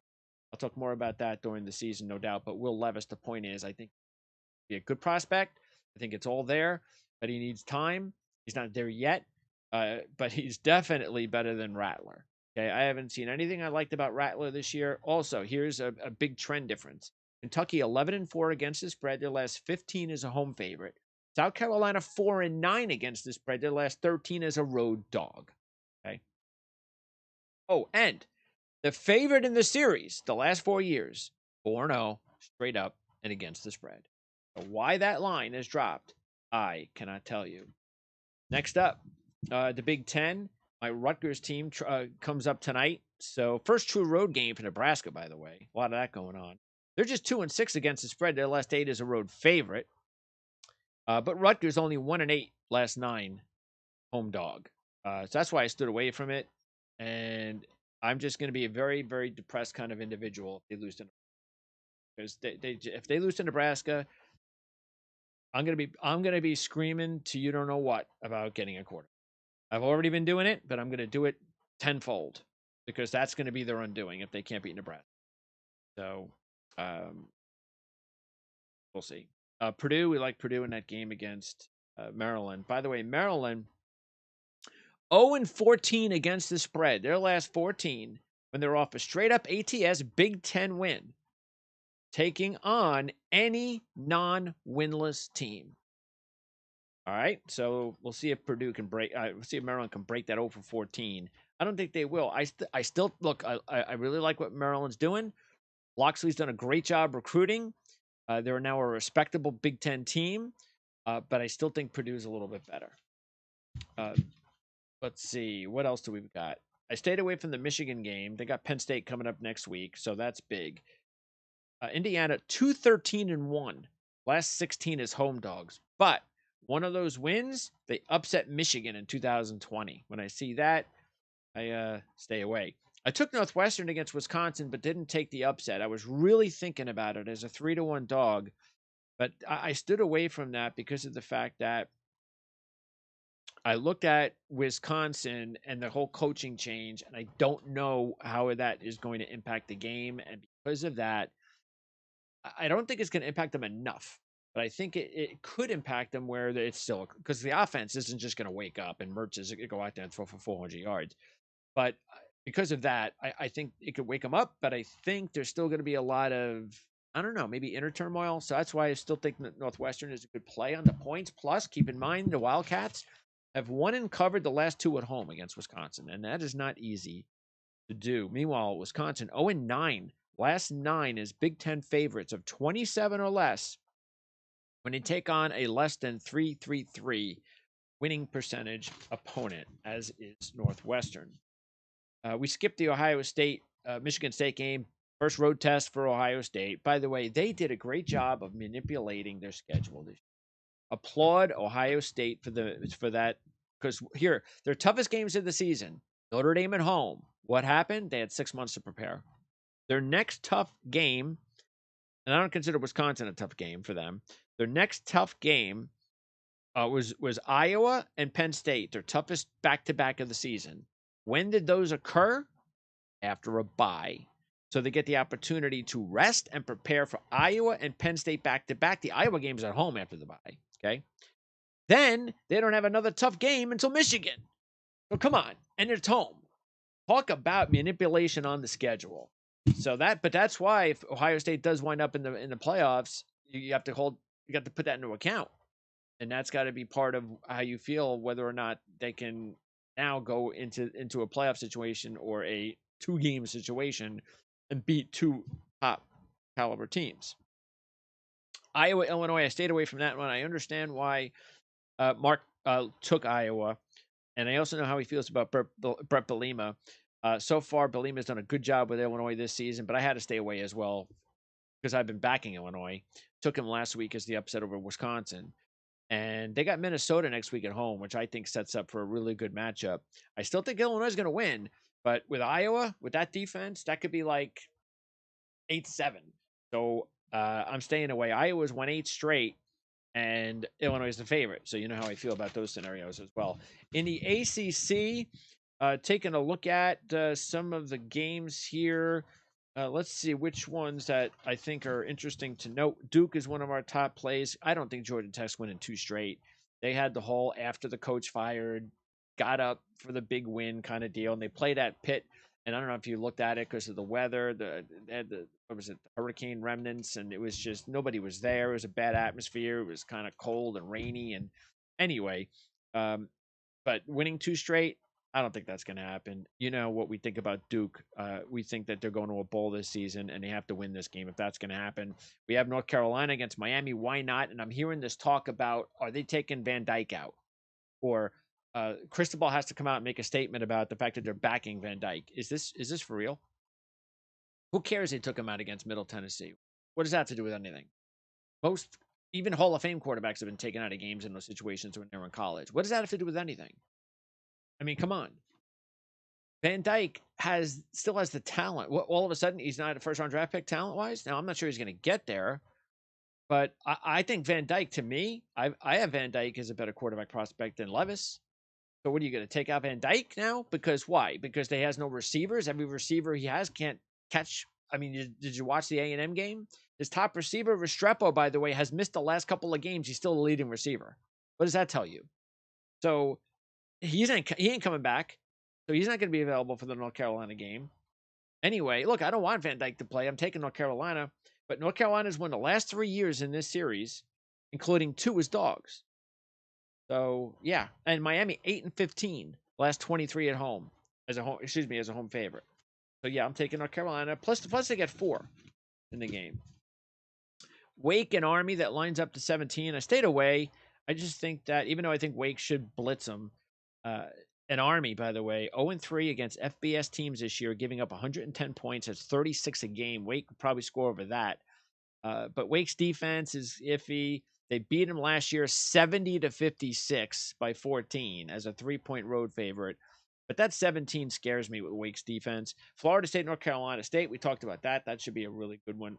NC State's beaten Florida State the last 2 years.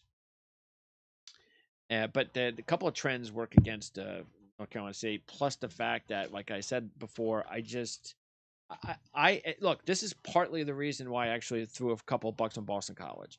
They are not having a good season. If this is the beginning of the season before we thought Boston College was going to be better, that would be different. But see, that's the way I'm thinking.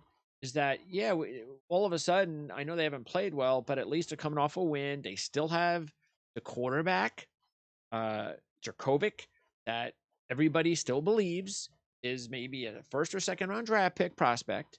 They still have Zay Flowers, who I think could be up to a second round draft pick. That's how talented he is. So they still have potential. And Clemson coming off back-to-back huge games against Wake and NC State, and Florida State's next. And sandwiched in is this Boston College team that's underachieved this year. It's going to be red bandana night, so the place is going to be wild. So I figured, why not? Maybe it's a little cold up in Chestnut Hill on a Saturday night. So maybe that'll help them out. But I don't know. It's just, I'm just going, look, Boston College, if you want to take the points, they've covered 8 out of 11 as a home dog.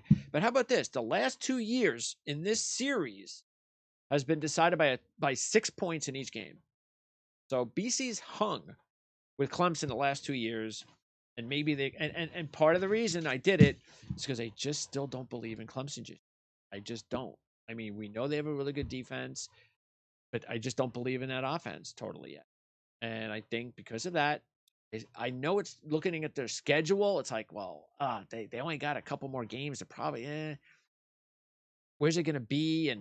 And chances are, because they beat NC State and Wake, now they're going to probably, even if they lose to Florida State, they probably still wind up winning the division. But if they drop a game they're not supposed to, okay, and that's why I'm still not sold on Wake. I could still see this being an open division race. But we'll see. Maybe I'm wrong. Maybe Clemson is still the best of the team to beat in the division. They still are. Don't get me wrong, but I still think that the talent level has definitely gotten a lot better, and the best and worst that kind of shrunk. What else? TCU and Kansas talked a lot about that, so I don't have to go over that. Whole bunch of trends I mentioned in that one. That's awesome. Game day, Kansas, great. Also, remember Gusky interviewed him. That's available up on the site, so check that out. Talking about Kansas, Texas Tech, Joey McGuire. I think he's done a tremendous job. He's going to be the man there for years to come. They're 5-0 in the stats this year. I'm taking them as my lone. I think it's my lone single digit upset. I believe they're getting close to 3-1 on the money line. They've covered 6 out of 8 against Oklahoma State. The road team in the series has covered 9 out of the last 12. But I'm going to go ahead and roll the dice here. I'm still not sold that Oklahoma State is as good as they were last year. Schedule-wise, they had one tough opponent, Baylor. They got to prepare for them for a week. It was a revenge game. So they got to come down from that. And I think Texas Tech might be able to surprise them in this one. Kansas State, Iowa State. Wow, this was too tough for me to pick. You got Jack Trice Stadium at night, which is just really tough for the opponent. Iowa State has covered 6 straight as a home dog with 3 outright wins. Matt Campbell is 24-8 against the spread as a Big 12 dog, and 16-3 against the spread coming off. With their opponent coming off a win, which Kansas State, of course, is. Iowa State's also dominated the series the last 2 years, 78-20. But Kansas State 5-0-1, road favorite, last 6. And they're also 14-1, last 5, facing 400 or greater Big 12 opponents off back-to-back straight-up losses. So I'm staying away from that one. Should be a really fun game. Pac-12, we talked about Utah and USC. So that one is going to be on TV. Thank goodness, not on the Pac-12 network. Washington, Arizona State. DeBoer, 3-0, straight up and against the spread off a straight-up favored loss as head coach. Arizona State's beaten Washington 7 straight at home in that series. Talked about Washington State, USC. Really like the Cougars in that one. Oregon, Arizona. We talked about that one. That will not be available. That'll be on the Pac-12 network. Oregon State, Stanford. I'm staying away from that. I talked about Goodbranson playing in that one. Stanford has won 11 out of 12 against Oregon State, and Oregon State 0-5-1 against the spread. Their last 6 as a road favorite. But I just can't take Stanford against Oregon State, so I stayed away from it. But if I took the game, I'd probably take Stanford. Well, I would take Stanford. Memphis, that's a 3-star pick this week. They've won and covered 3 straight at home against Houston. I think Houston's just in a whole bunch of mess right now. Holgerson's team, the players he has right now, they're very undisciplined. They're 131st out of 131 college football teams in penalties. That is ugly. Memphis has won 4 straight games this year. They've covered 3 of the last 4. So I like the direction. Houston 1-4 against the spread this season. So I'm taking Memphis. The line's down to 2. That game, by the way, is tonight. Tulsa Navy, I stayed away from this one because Navy is 6-1 in their last 7 against Tulsa. I also don't know if Brin's playing after he was demolished. I mean, Cincinnati had like 12 sacks last week. Just killed Brin in the pocket. So that could definitely come into effect. Plus, Navy, after the bye, has played better. They had a win, an upset win, and they almost upset Air Force. So, I'm kind of interested to see if Navy has found something.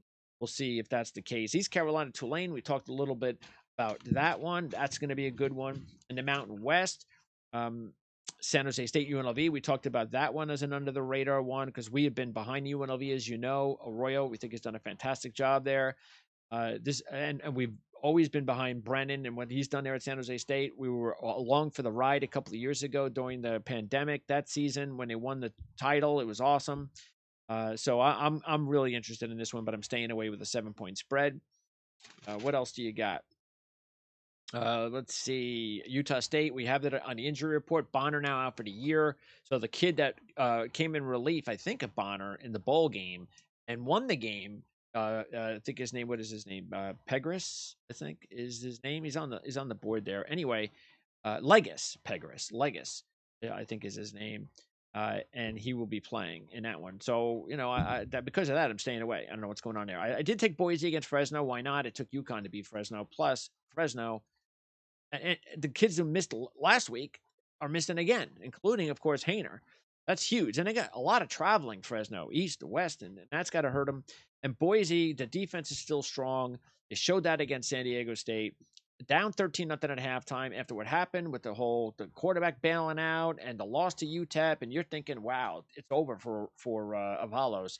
And then they come out in the second half and killed San Diego State. So you know what? Maybe they found something.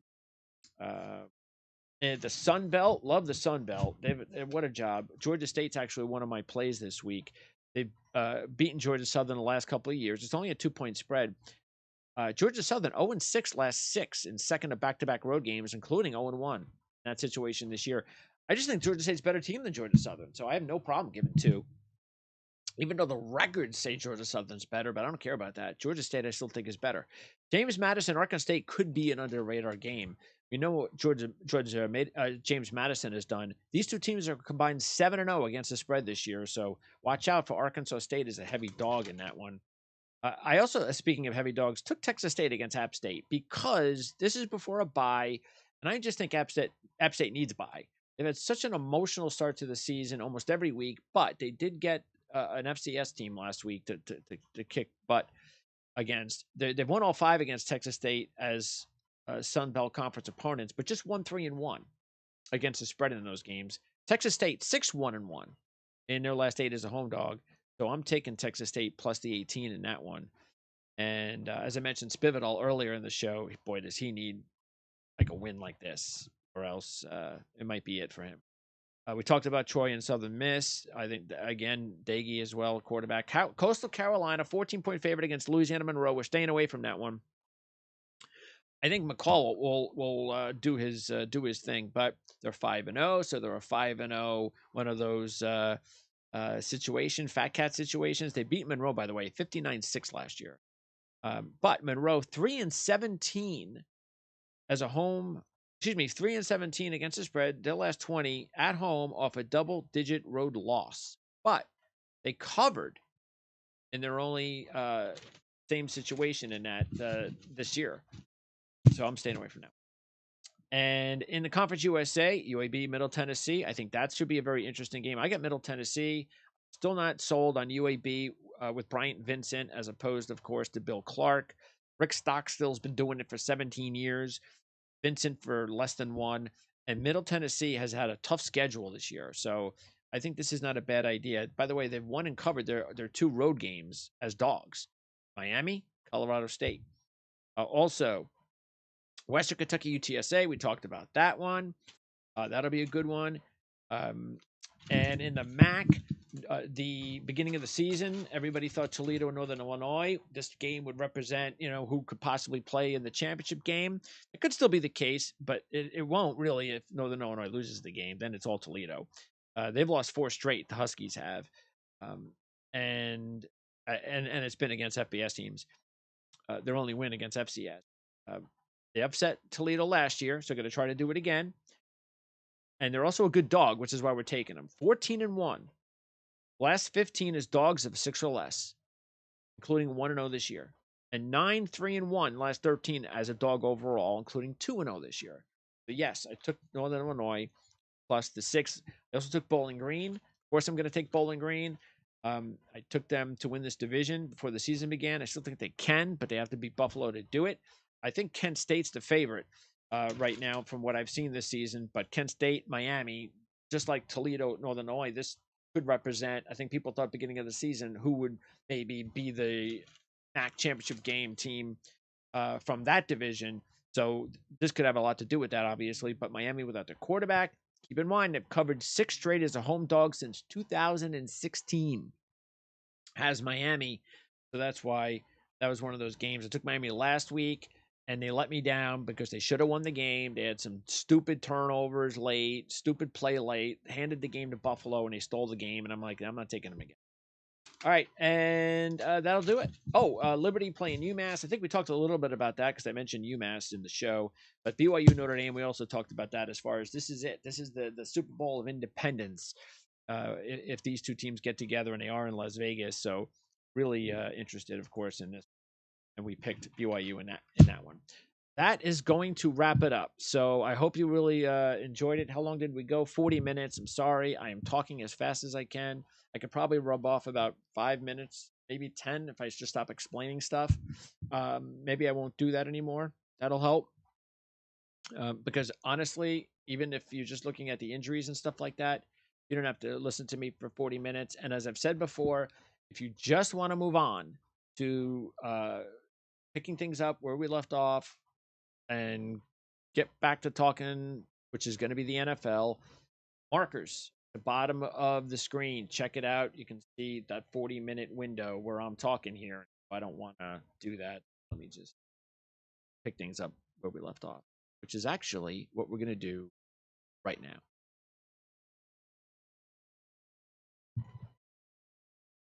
Right now. All right, we are back talking NFL now, Mark. Week 5 in the National Football League.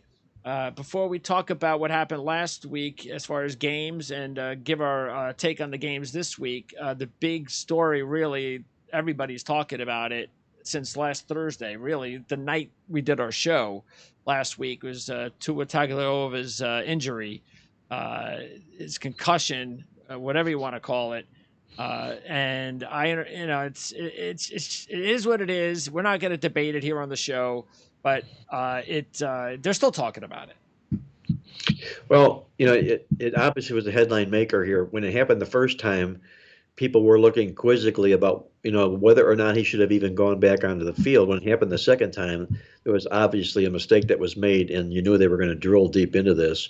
The National Football League is probably going to issue some sort of a new policy in regards to all of this, and rightfully so. We can't watch players get their heads tattooed on a football playing field.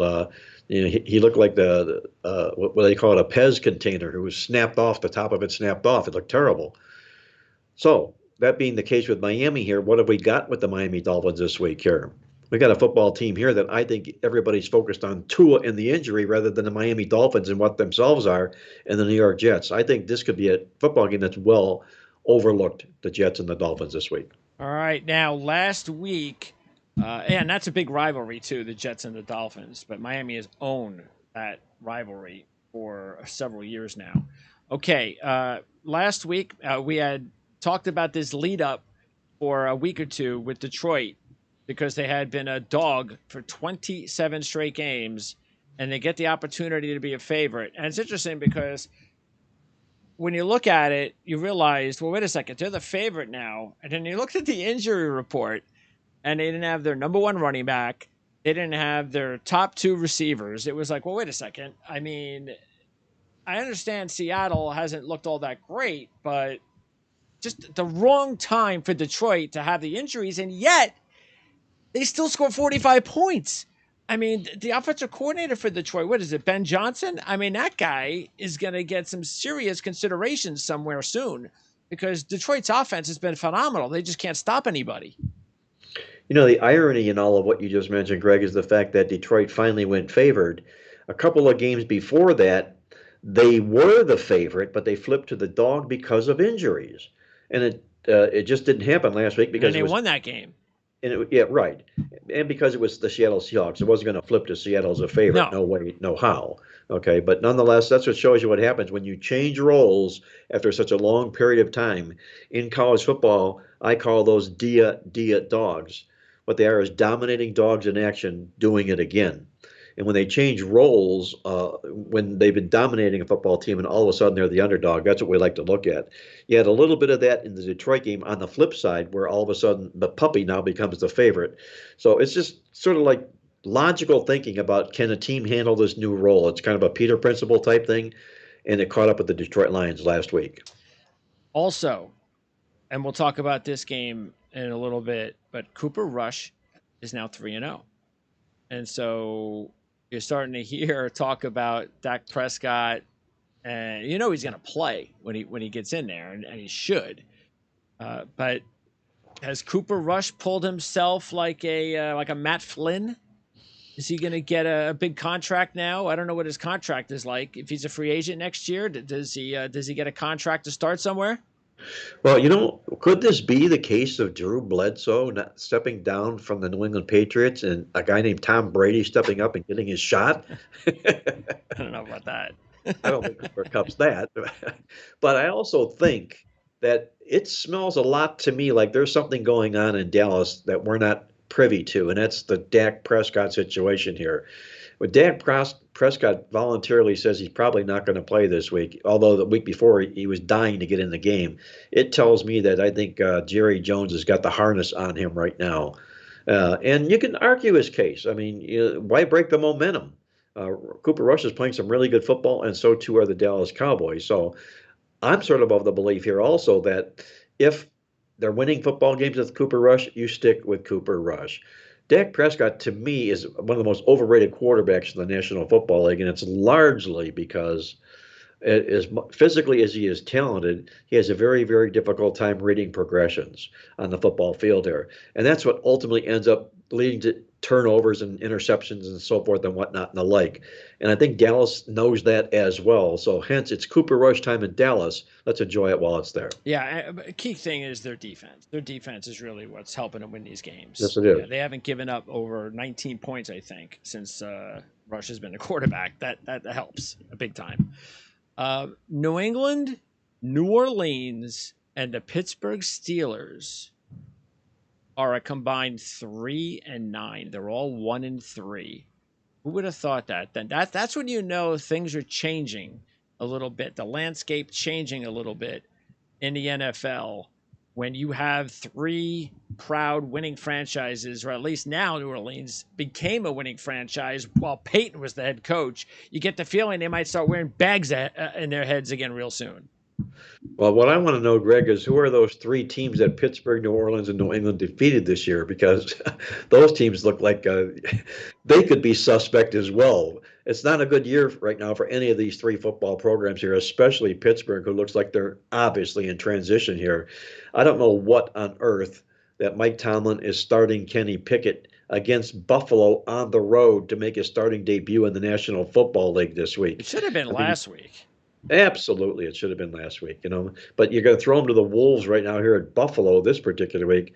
I don't think that's a wise decision on Tomlin's part at all. And the whole thing is the quarterback situation. I mean, you got Bailey Zappi and Hoyer, and even Mac Jones was exactly lighting it on fire. And you got Winston and Dalton and Trubisky. So now you know why these teams are struggling. And the NFC West, everybody's 2-2. All 2-2 teams in the NFC West. So we're going to start all over again. Time to start all over. Everybody's 0-0 in the NFC West. Well, there's 18 teams in the National Football League that have started 2-2 this year. That's the most ever in National Football League history. Parity. I'm sorry? Parity. Parity. Yes, well, it's parity or mediocrity, however you want to say. Probably. But we're going to get a few pairings of those this particular week as well. So sooner or later, somebody's going to step out and move forward here, especially out of the NFC West, which is supposed to be a pretty good division. Okay, let's get into some of the big games this week in the NFL. This is one of my top plays. I'm taking the Packers, given the 8 against the Giants. This is the one in London. I mentioned this a couple weeks ago that Daniel Jones is now 0-9 prime time, 0-9 and against the spread prime time. And I know this isn't prime time, but I just, to me, it's close enough. When you play in these nationally televised types of games and you're in a situation, it's like, is he having pressure? Is he having trouble when the lights are on, basically, when there's pressure, when everybody's watching? But that isn't the main reason. The main reason is that the Giants are, you talk about, 3-1. Stop. Green Bay had their close call last week. They're not going to do that again. They're a much better team than the Giants. And it's not just the offense for the Packers, and it's not the offense at all. I think they're going to definitely run the ball down their throats, but it's definitely going to be the defense that's going to capitalize and help them cover that spread. Well, amazingly, Greg, this is absolutely mind-blowing.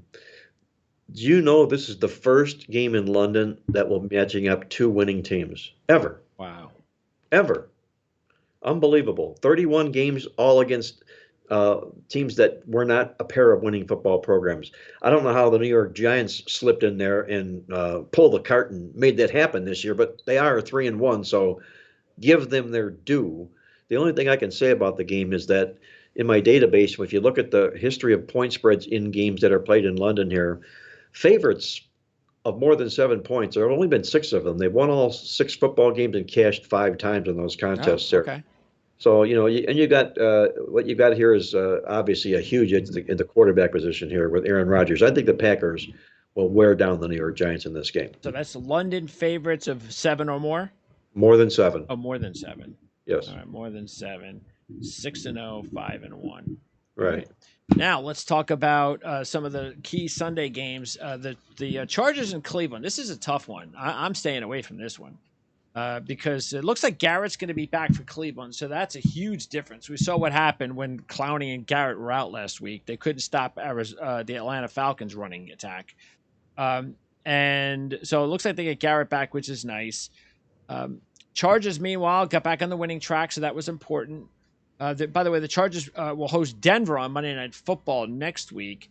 Cleveland beat the Chargers last year. We all remember that exciting game in LA last year, early on in the season. Flip that around. The Chargers beat the Browns. I mean, the Chargers beat the Browns by 5 in that one. They were a 2-point favorite in that game. So Cleveland, we'll see if they get revenge. But I don't know. It's the first time the Cleveland's been a dog this year, and I think that just shows you what kind of schedule they've had.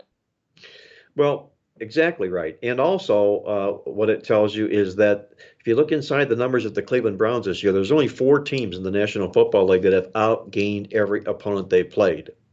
Only 4 teams. The Cleveland Browns are one of those 4 teams. They lost to the Jets in a ridiculous loss. They lost to Atlanta last week in a football game that they could have and probably should have won, but if it weren't for a defensive line that was completely decimated, every starter on the defensive line was out for the Cleveland Browns. And all Atlanta did was just ran the ball right down their throat and exposed them for that. The problem here is the Chargers cannot run the football. They're dead last in the National Football League in rushing. And as you mentioned, Myles Garrett is back for the Browns this particular week. I think Cleveland gets their revenge in this football game. Yeah, I've talked about that, especially during this last offseason. I don't know why they don't, Chargers, they got to get themselves a running back, one, and put Eckler back in the role that he's best at, which is that like 1A, that 1B type guy. And then you have a dangerous backfield again. Yes, you do. I don't understand why it's not that hard to find a running back in the NFL or in college. I don't understand. I know they drafted Isaiah Spiller from Texas. Oh, come on. You could do better than that. All right. Arizona, Philadelphia is another key game to watch because all of a sudden the Eagles are an undefeated team to keep an eye on. By the way, the Eagles host Dallas next week.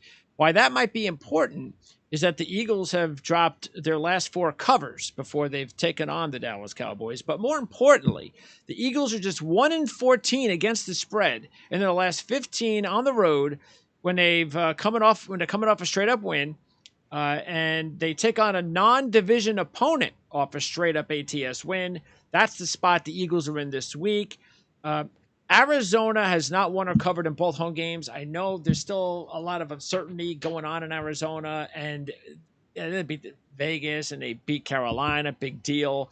I don't know. I just get a feeling that maybe they're due to step up and win a game worth something. And maybe the Eagles are also maybe kind of overdue to have a clunker. So I'm taking Arizona. I agree with you on both counts here. Dallas up next for Philadelphia, I think, is a big part of the equation. You also take a look at the Arizona Cardinals, who have been really, really lethargic in the first half of football games this year, but they keep getting away with it. They did last week at Carolina. What happens if Arizona finally plays a decent first half in a football game and they're suddenly not having to their backs to the wall in the second half of the contest? The last 6 times Arizona's taken on teams out of the NFC East, they're a perfect 6-0 to the spread doing just that. I think this has got a big letdown possibility here for Philadelphia, and I think Arizona becomes a live home dog. And then the other one is actually also one of my top plays, and that's Dallas against the Rams. We talked about Cooper Rush. They're a 5.5 point dog. They're getting 2-1 on the money line. They're 3-0 straight up ATS with Rush. We talked about that. Rams, meanwhile, are 0-2 against the spread at home so far. We saw last week there's still a ways to go with the Rams, especially at the offensive line. San Francisco really dominated the line of scrimmage. Dallas has a good defense. We talked about that. So I think that 6 points, it's a lot. I think Dallas can keep this one close. They might be able to steal the game, get to 2-1, but I'm going to go ahead and take the points in this one. Well, you got the quarterback that's never lost a game worth of the spread with the Dallas Cowboys right now and getting points. You got also a Dallas Cowboy team that's really taking advantage of teams coming off Monday night football games. The last 6 times Dallas has done that, They've cashed 5 of those tickets in this particular role. And I'm also of the belief that Super Bowl winners have a very difficult time the next year because they Yeah. become the game on everybody's schedule. I think Dallas takes the Rams right down to the wire in this game as well. Sunday Night Football. This is another game that I like. Cincinnati against Baltimore, and I'm back with Cincinnati because they've kind of righted the ship the last couple of weeks. Their offensive line isn't so bad anymore. And look, that's going to happen. That's why I said a few weeks ago, I just didn't believe that their offensive line was that bad. You know, the talent was there, so maybe they just had to get a few more games under them. Sometimes that's what happens nowadays in the NFL. Anyway, you know what's going on in Baltimore. There's a lot of questions now, and what is Harbaugh doing going forward on 4th down from the 3-yard line and kick a field goal with 5 minutes to go? Aren't you supposed to do that? So I don't know what's going on there. And then the whole contract thing is also a distraction. But the trends are really the big deal here for me. Cincinnati is 7-1 against the spread. Their last, keep in mind, Cincinnati was 7-1 against the spread last year as a road dog. That's what kind of got them rolling at the end of the season and through the playoffs and into the Super Bowl. They have not been a dog this season. So they're back in their dog role, which I like. Also, Baltimore's lost 5 straight at home. And take a look at these two big trends that are going against Baltimore. 1-13 against the spread their last 14 as a favorite versus a division opponent off a non-division opponent versus a 500 or better 500 or better record. And Baltimore 2-17 against the spread. Their last 19 is a 500 or greater team off a straight up loss versus a 500 or better division opponent. So 1-13, 2-17, and a bunch of all those other reasons, including the fact that Cincinnati swept Baltimore last year 82-38.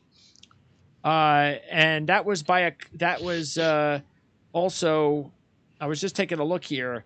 Because here's another thing I want to bring up. You know how some people, they talk about, like, if you in college, let's say you get blown out by a team one year, and people go, oh, they want revenge on that team because they got blown out by them. The thing you have to do, though, is look at, okay, well, what happened before that year? Like, what happened before the year they blew them out?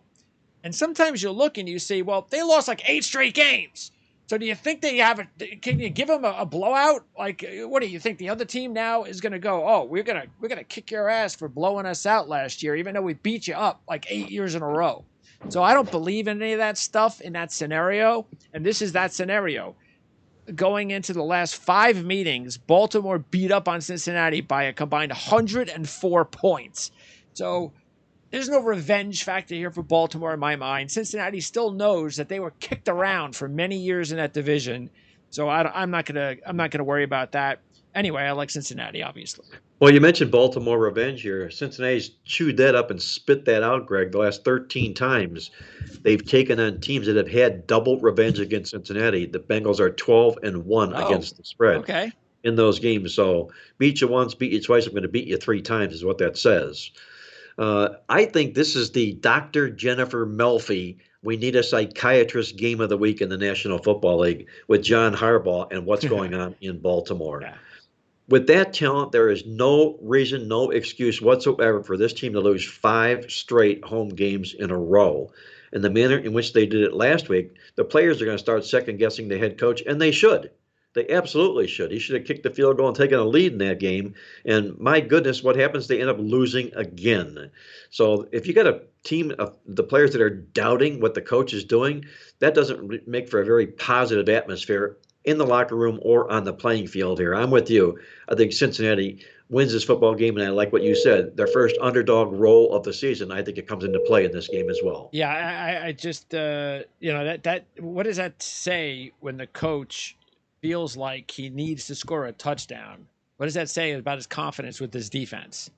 Not Like very none. much. Right, none.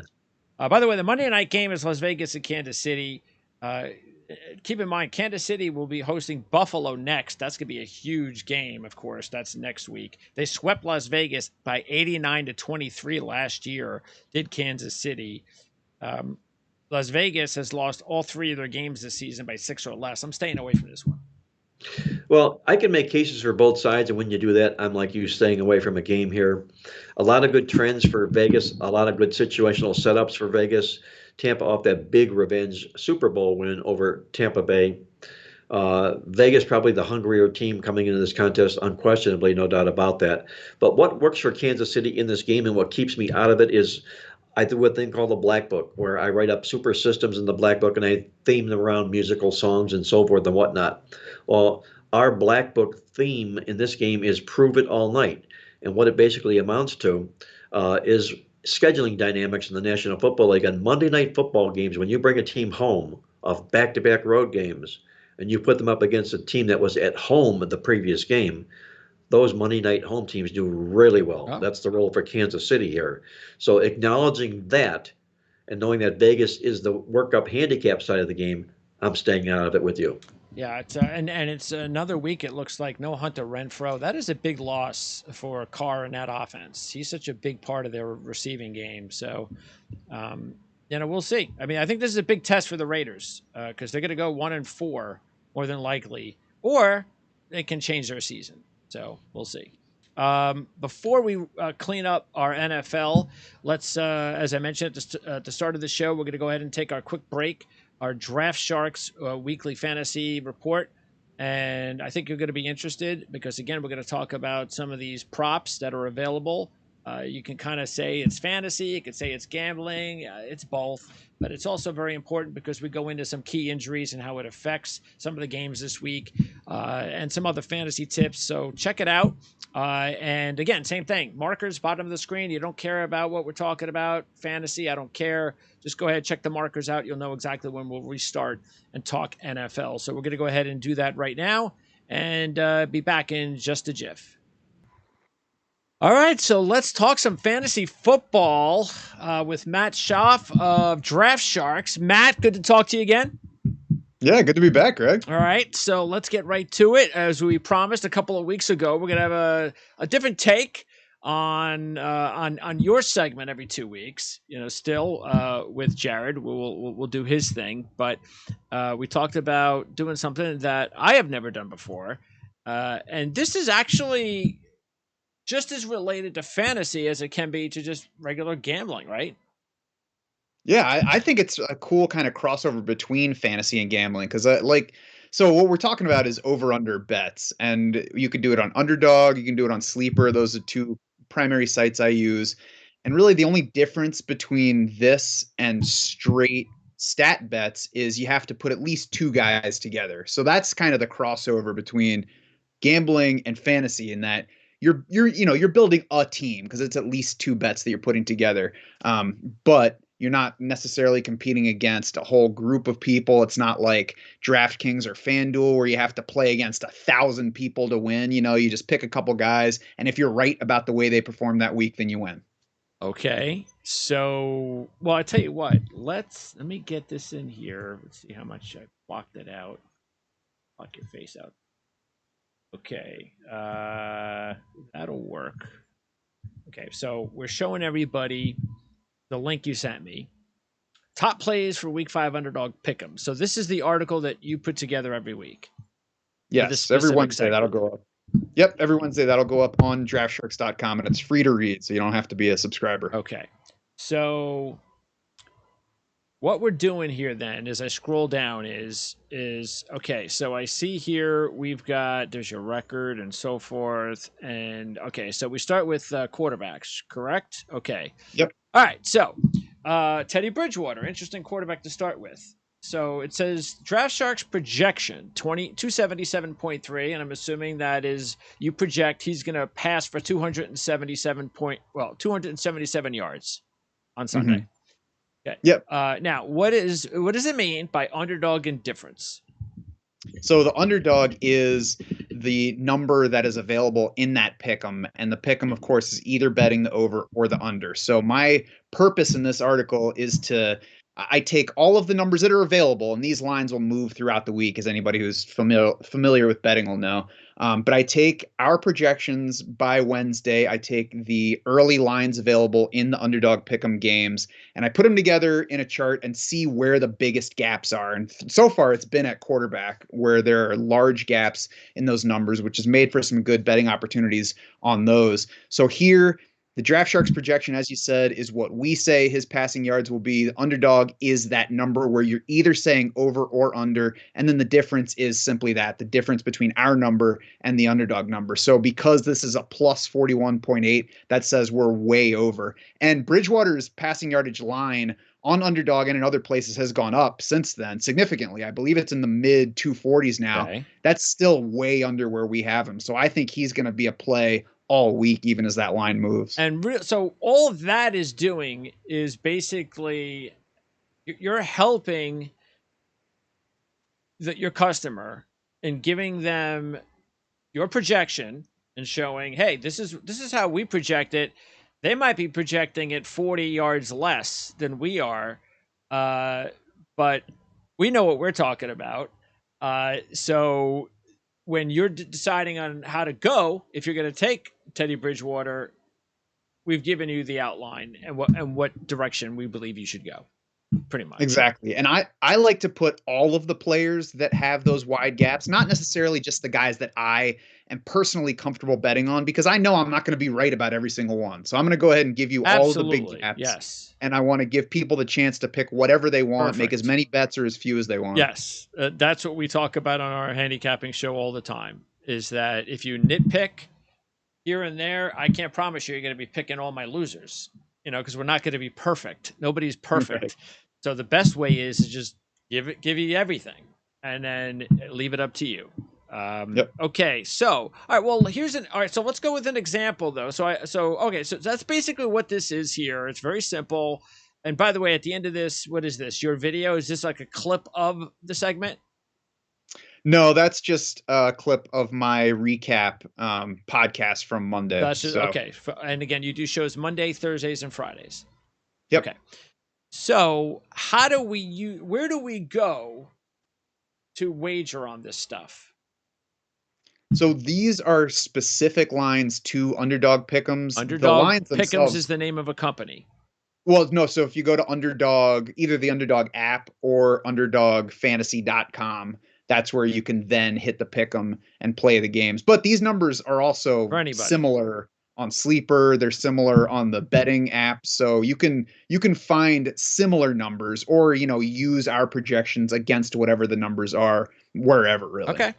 All right. So I tell you what we'll do now is I want to see where this also correlates to just regular NFL. And by doing that, can you, like, if you're wagering on a game this week and you look at, we got the quarterbacks again, like I said, we got the wide receivers, you got and you don't have them all. So putting it back up there, you are taking, like, for the running backs, it looks like you only have 4 players. And then for the receivers, you have about 6, 7, including a couple of tight ends. So let me ask you, are you able to, when you go over this information, or specifically the ones that you have here on your list, are you able to say, hey, this could work into what I'm thinking about when I'm trying to handicap a specific game? For me, I think it's more of how I think the game will go, and then what players I think will benefit from the way that game is going to go. Like, I think Denver's going to beat Indy tonight. Okay. So that makes it easier for me to bet on Melvin Gordon, which I did yesterday. And if you did want to bet on Melvin Gordon this week, I think yesterday was the time, because yesterday to today, his yardage props are already up like 12 yards. So that's the other part of why there are so few in here, is because early in the week, obviously there are going to be fewer numbers available. More of those come out as we go through the week. So we'll have our projections up all week and you can always compare those. But yeah, I'm kind of building it reverse. So if I think, the Bills are a bad example because I think they'll be able to do whatever they want this week. But, if I think that a team is going to crush the opponent. Dalvin Cook with the Vikings, for example. I think the Vikings are going to own the Bears this week. So Dalvin Cook is down there in the rushing section. I like him even better as an overbet on rushing yardage because I think the Vikings will have their way and he'll get lots of carries. Okay, and so what you're also doing here is these are just okay. So where do I go to get all of the information? Now this is under. So is any of this information you provide free? And if so, which is the information that you need to subscribe? This article is basically the free info because I go in Wednesday and the first week I did it Friday because you get more lines then later in the week, closer to game time. But the benefit I think to doing it Wednesday is you get those early lines so you can get those numbers before they move. Yes. Obviously, there's advantages. Yeah, it could go the other way. But if you know what you're doing, it could be a benefit to you. Right. And that's kind of our goal here is we put in a lot of time into projecting these numbers. So I want to go ahead and take advantage of those numbers, get ahead of the numbers in the marketplace before they get sharper closer to game time. So this article is going to give you a lot of free info every week. You mentioned the record up top. I've had 16 plus players in all 4 of them so far. And I tracked it right there to let you know how they fared versus our numbers here. And, week 4 was slightly under. So I'm not only going to say when it's positive. But so I'll have all free picks in there. The other stuff you'll need to become a DS Insider because that's where you can see all of our projections. You can compare everything to the lines. And, we've got touchdowns out there. We've got interceptions. We got yardage for everything. So there's lots more. And I recommend whenever I'm looking on like Saturday, Friday night, when I'm trying to make some more bets, I just have our rankings pages open and I look at what's on the market and I look at our rankings. I'm like, I feel like this guy's number is not where it should be. And I check our projections. I'm like, there's a big gap according to our numbers. I'm going to go ahead and bet that one. Yeah, I'm just heading over now to our lads in the fantasy section, and everything fantasy is this is all Draft Sharks. So and the other thing I love about this is that by just doing what I did on the screen, clicking on fantasy news, you get all of the updated daily by hour information, especially, I mean, what would you say, 90% of this are injury updates? Certainly during the NFL week. Yeah. Yeah. So this obviously very important, not just fantasy, but if you want to know if a player is going to, like, for instance, if maybe like a big player that is coming back is Alvin Kamara. And it does look like he's coming back, right? Michael Thomas, no. Yeah, that's the way it's looking. Not only was Kamara limited in practice yesterday, which he was last week as well, but he said, I'm feeling great. I'm feeling healthy. I'm going to be all the way back this week. Okay. And then you talked about the, and we talked about there's rankings. And again, you can check that out here. And the injury predictor, of course, too, which I always have mentioned a whole bunch of times, which is awesome because this gives you a really good idea about a play. And of course, fantasy, I can see the reasoning of why maybe I shouldn't touch this guy if I'm going to invest highly in a player that just always seems to get hurt. But it also can help you out when you're thinking about a backup because, hey, this guy seems to always get hurt, so it would be a good idea if I just kind of pick this guy up and stash him or something like that. So, how do you use this the most? Do you have a specific reason why you like using the injury predictor the most? I think that it's at fantasy draft time that it's primarily useful for me. Like DeAndre Swift was a guy that I was not all that comfortable with where he was going. And a big reason was the injury risk with him. And the thing is, part of why people like him is they're expecting him to get more work, but that drives up the injury risk on a guy that already was risky in that realm. So he's somebody that I was backing away from. And, like a good example to that backup thing that you were just talking about was Teddy Bridgewater, because quarterbacks don't have nearly as high an injury risk overall as running backs, but within that, Tua Tagovailoa was one of the highest risk injury guys among quarterbacks. Yes. So, it's not going to be relevant in a lot of fantasy leagues where we're just starting one quarterback, but if you start 2, if you play super flex where you can play a second quarterback in a flex spot, that's where maybe you stash Teddy Bridgewater late, or if you were doing best ball drafts in that kind of format, heading into the year. That's where you stash Teddy Bridgewater. And, I hate to, you don't want a victory lap. You don't want to cheer a guy getting hurt, but you want to set yourself up to take advantage of things like that. Absolutely. And yeah, because depending on the league and how many players you have, if you did draft Tua, it's like your running back situation. If you draft a running back and you think he has some sort of injury background, man, try to get the number 2 guy just to be sure. Or even if he doesn't, it's always nice, safe, get your number 2 guy, especially if he's like, say, you got Dalvin Cook. All right, well, sometime in the draft, let's take Madison, just in case. And that's always a smart. So same thing with the quarterback position. If you draft Tua, maybe a smart idea. Maybe I bring in Bridgewater. Now, you don't have to do it that way because you could take other quarterbacks if you like them. But it gives you an option because sometimes it's a lot better that you do take a quarterback like a Bridgewater who's got starter potential that's in the same system and can kind of maybe a little easier for him to kind of acclimate himself in a smooth way as opposed to you just hoping that you picked up a really good number 2 quarterback who could end up being just as good as Teddy Bridgewater. So. Yeah, you don't always want to just take the backup to your starter, but this is one of those few cases where the drop off from the starter to the backup is minimal. Yeah. Okay, so before I let you go, we just mentioned Kamara. Anything latest on defense? It's got to be Myles Garrett. Has to be one of the biggest names out there. Looks like he's going to play. Yes, he was back at practice Wednesday. He sounded last week like he wanted to play, but he was awaiting medical clearance and didn't get it before the game. So he was out there practicing Wednesday. It sounded like he was hyped up and ready to go. And you got to think that he's pretty excited to be back playing football already after what happened with his car accident last week. Yeah, that was one of those situations where when you survive that, not just survive it, but minimal or no injury at all. That's especially for a player that big. That's the thing. It's awesome. Clowney, though. Jadeveon Clowney, looking like he's probably going to miss the week again. You haven't heard anything on his behalf. And to tell you the truth, when I was putting my analysis together on what to do with Cleveland, I was like, you know what? Clowney's a good player, but I don't think he's going to be the difference on whether I go with Cleveland or not against the Chargers.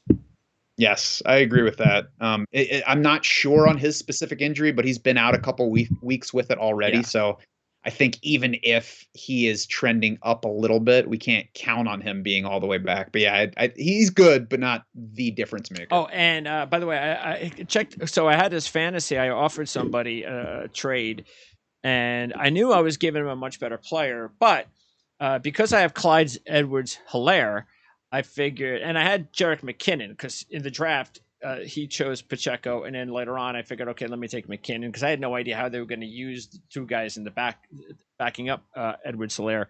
So I had a pretty good idea after the first 4 games now that if something happens to Edwards-Helaire, in my mind, Pacheco is going to be the starting running back and McKinnon keeps his role. I don't think anything changes in my mind. So I decided, I said, you know what, I have a pretty good situation going with my receivers and my other players. So let me see if I can get Pacheco to back up Edwards-Helaire. So I contacted the owner and I said, look, I'll give you McKinnon and I'll give you DJ Moore.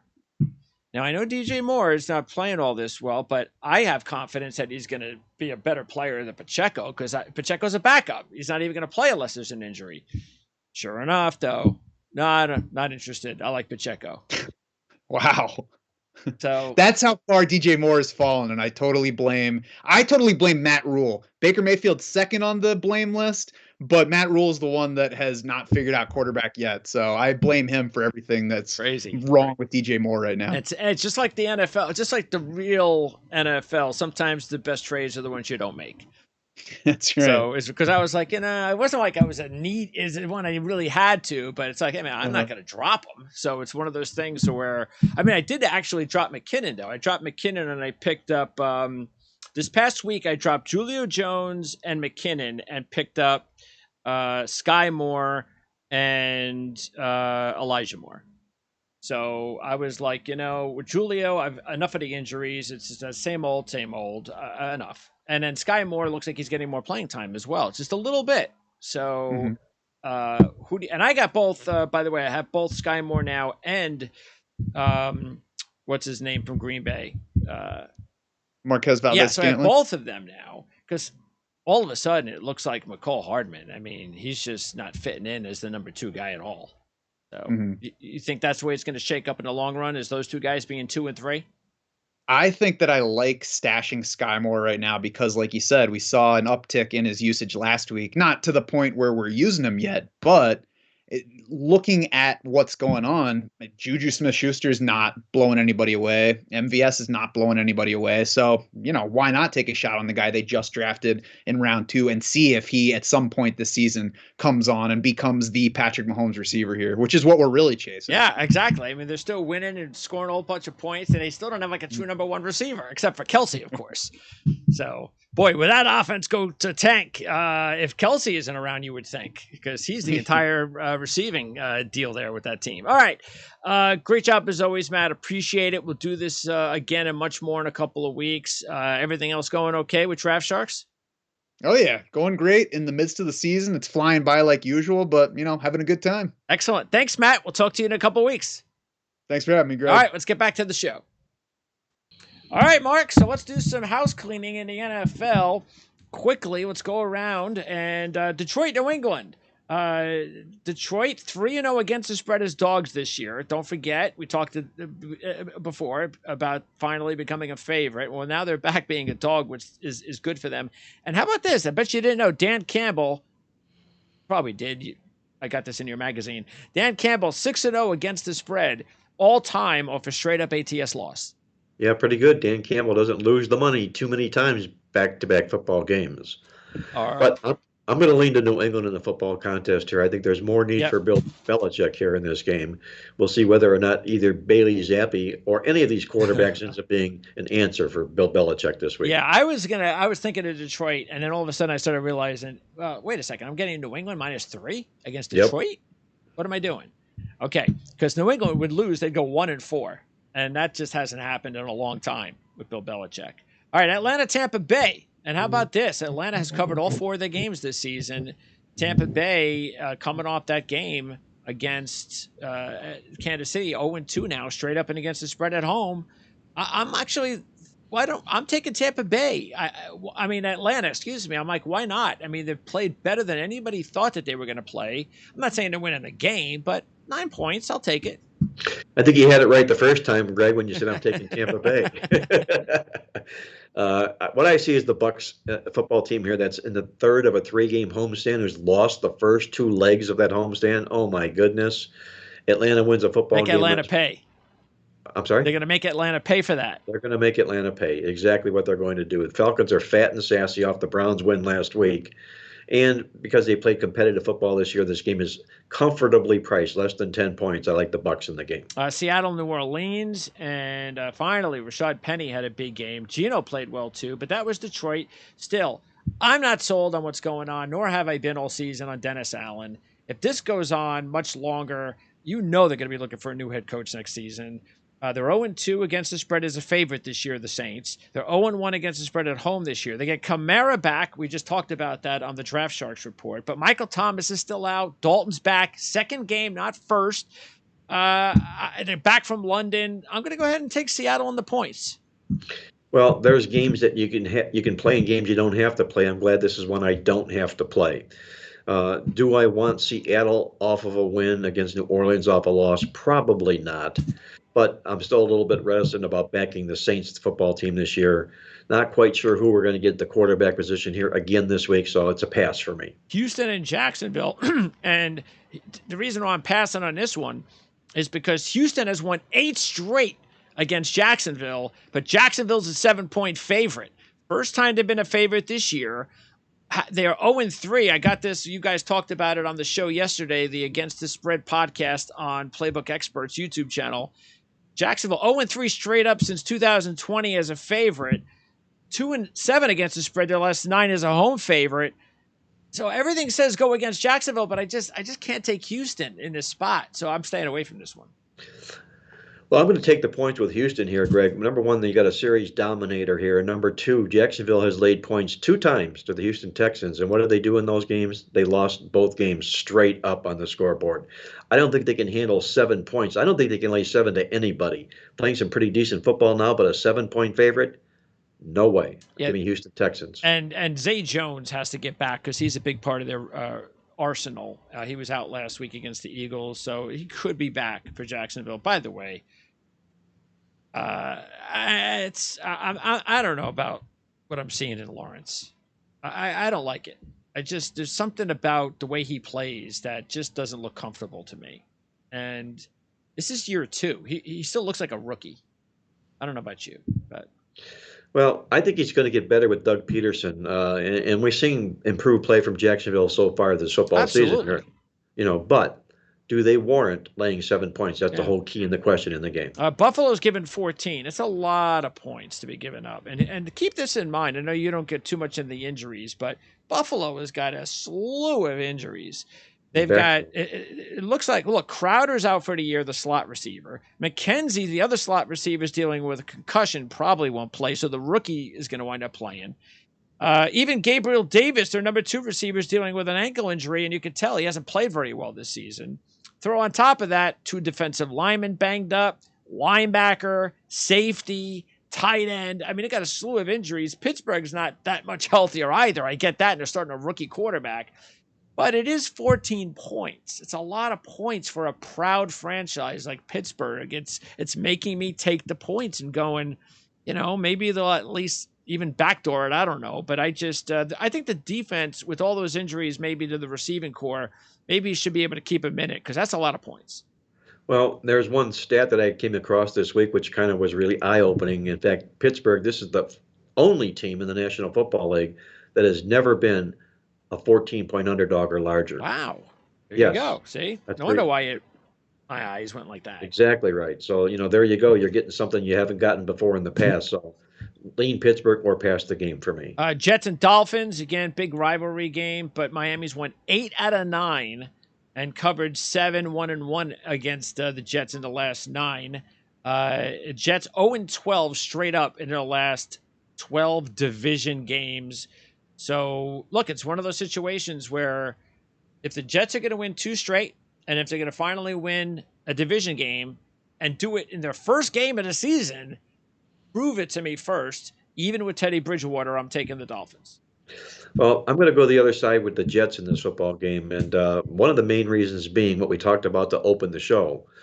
All the rhetoric, all the talk all week long is Tua Tagovailoa. Not the Miami Dolphins and how they're preparing and what they're doing to get ready for this game. It's Tua. And the New York Jets, Brian Daboll has done a really, really nice job with this football team. They're playing with a lot of confidence. Daboll's doing a good job with the Giants. With the Giants, I'm sorry, yes. Robert Saleh, I should say. He's doing a really nice job with this football program here, playing with a lot of confidence. Much improved this year in his second year than he was his first year. Give me the Jets plus the points. All right. Wow. You never said that before. No, I've never have. No. You're right. Tennessee and Washington, and I can understand why Andy was big on Tennessee on Washington on the show yesterday. But there are contrasting big trends here to look at. On one hand, Tennessee is just 3-18 against the spread in the last 21 versus non-division opponents off a straight-up loss of more than 10 points. And they're just 2-7 against the spread the last 9 as a road favorite. So there are some bad things there. Also, a strange trend, but it's a trend, and Washington has covered 10 straight games before they play a Thursday night football game. So a lot of that says go with Washington, but you do have a trend that says Tennessee is 17-7 against the spread in the last 24 on the road versus NFC East teams, including 8-1 in the last 9. So that's enough for me to contradict a little bit those other trends. And Tennessee is clearly the better team, so I'm taking the Titans minus the 2. Here's what I say to all those trends, Greg. You take them all, you put them right here in the palm of my hand, you wrap them up, I shake them up, I throw them right out. Yep. All that matters to me is Tennessee has not outgained an opponent thus far this football season, and they're laying points on the road. Well, Washington is pretty bad, though. So that's the thing. Yeah, but they're statistically much better than Tennessee is in this football contest here. I like Washington in the game. I think Tennessee gets exposed as being a phony road favorite this week. Minnesota's a 7-point favorite, coming back from London, taking on Chicago. And the Bears 0-2 straight up and against the spread on the road this year. But Minnesota just 4-11 against the spread. The last 15 is a home favorite. They swept Chicago last year, but the Vikings are 0-3 against the spread in the last 3 games. I'm going to take Chicago, not to win, but to cover. I think it'll be a close game, sort of like what we saw with Detroit a couple of weeks ago. I'm with you on the Bears in this football game here as well. Uh, Eberflus has not really opened this offense up for Chicago any at all, but he's still really, really good defensively. Minnesota coming back, as you mentioned, over the pond, across the sea in London, England here. This is a nice spot for the Bears to sneak under this number. And in the last game, San Francisco 6.5 over Carolina. 4th home game already for Carolina. What is this, college football? Yes. There are 4 lines this year, Carolina. +1, -1, +2, pick 'em. This one's 6 for obvious reasons. The only thing I'm scared about is that San Francisco has looked completely different on the road this year for whatever reason. They lost to Chicago. They lost that game, that ugly game to Denver. And then they beat the Rams at home and looked great there. But San Francisco is clearly the better team. I get the feeling if this goes on much longer, Matt Rule is not going to survive the end of the season. There's no Sam Darnold to go to either. He's banged up. So it's Baker Mayfield or bust. Carolina, 3-10-1 against the spread. Their last 14 is a home dog. I'm jumping all over San Francisco. I'm going to stay with Carolina in this football game, and I don't think they're a very good football team. I think if they have any strengths at all, it's defensively, because I don't think Baker Mayfield's taking them anywhere, and Matt Rule's playbook is not going to allow that to happen. But what I like in the contest here is you have San Francisco off their biggest win of the season. That was the game they wanted the most Monday night, when the Rams knocked them out of the NFC Championship game last year, and they got it in a brutal physical football game on Monday. Now they got to play a 1 o'clock Eastern start game here in Carolina on Sunday. And I think that takes a toll on San Francisco in this game. I'll play Carolina plus the points. All right, so that will wrap it up. But before we go, next week, we want to remind everybody, we teased it earlier in the show, that we're going to have a midseason look around in college football. So we're going to take time. We had our predictions before the season began. So part of our show is going to be to take a look at what's happening in every conference. It's going to be a quick one. We're not going to go like we did preseason. We're just going to quickly give our take on who we changed our mind, who's leading where in the divisions, and playoff talk and futures, and maybe even talk a little bit about who might be the Heisman favorite. So that's going to be next week on the show. Besides, of course, our college football and NFL picks. And just want to also let everybody know what the key games are going to be for next week that we're going to talk about. SEC, Alabama, Tennessee. Big Ten's got Penn State and Michigan. That could be big. ACC's got Clemson, Florida State. If Florida State wins this week, that's huge. Big 12's got Oklahoma State against TCU. If TCU and Oklahoma State win this week, that's huge. And USC, Utah next week in the Pac-12. That could be huge if both teams win this week. So those are some potential big blockbuster matchups next week if all goes well for those teams. And in the NFL, everybody's going to be tuning in next Thursday night for Washington and Chicago. You think? Yeah. Okay. Sunday's top game during the day is definitely Buffalo and Kansas City. That's going to get all sorts of records possibly for that. Sunday night, Dallas and Philadelphia. That'll be a big one in the NFC East. And Denver and the LA Chargers could be a key one, depending on how those teams look this week on Monday night next week. So that's going to wrap it up, Mark. Appreciate it as always. Pleasure, of course, having you handicap games for us here on Prime Sports Network, and can't wait to do it again next Thursday. Hey, Greg, it was my pleasure as always. I look forward to next Thursday. In the meantime, be well, stay safe, and hope the ball bounces our way this week.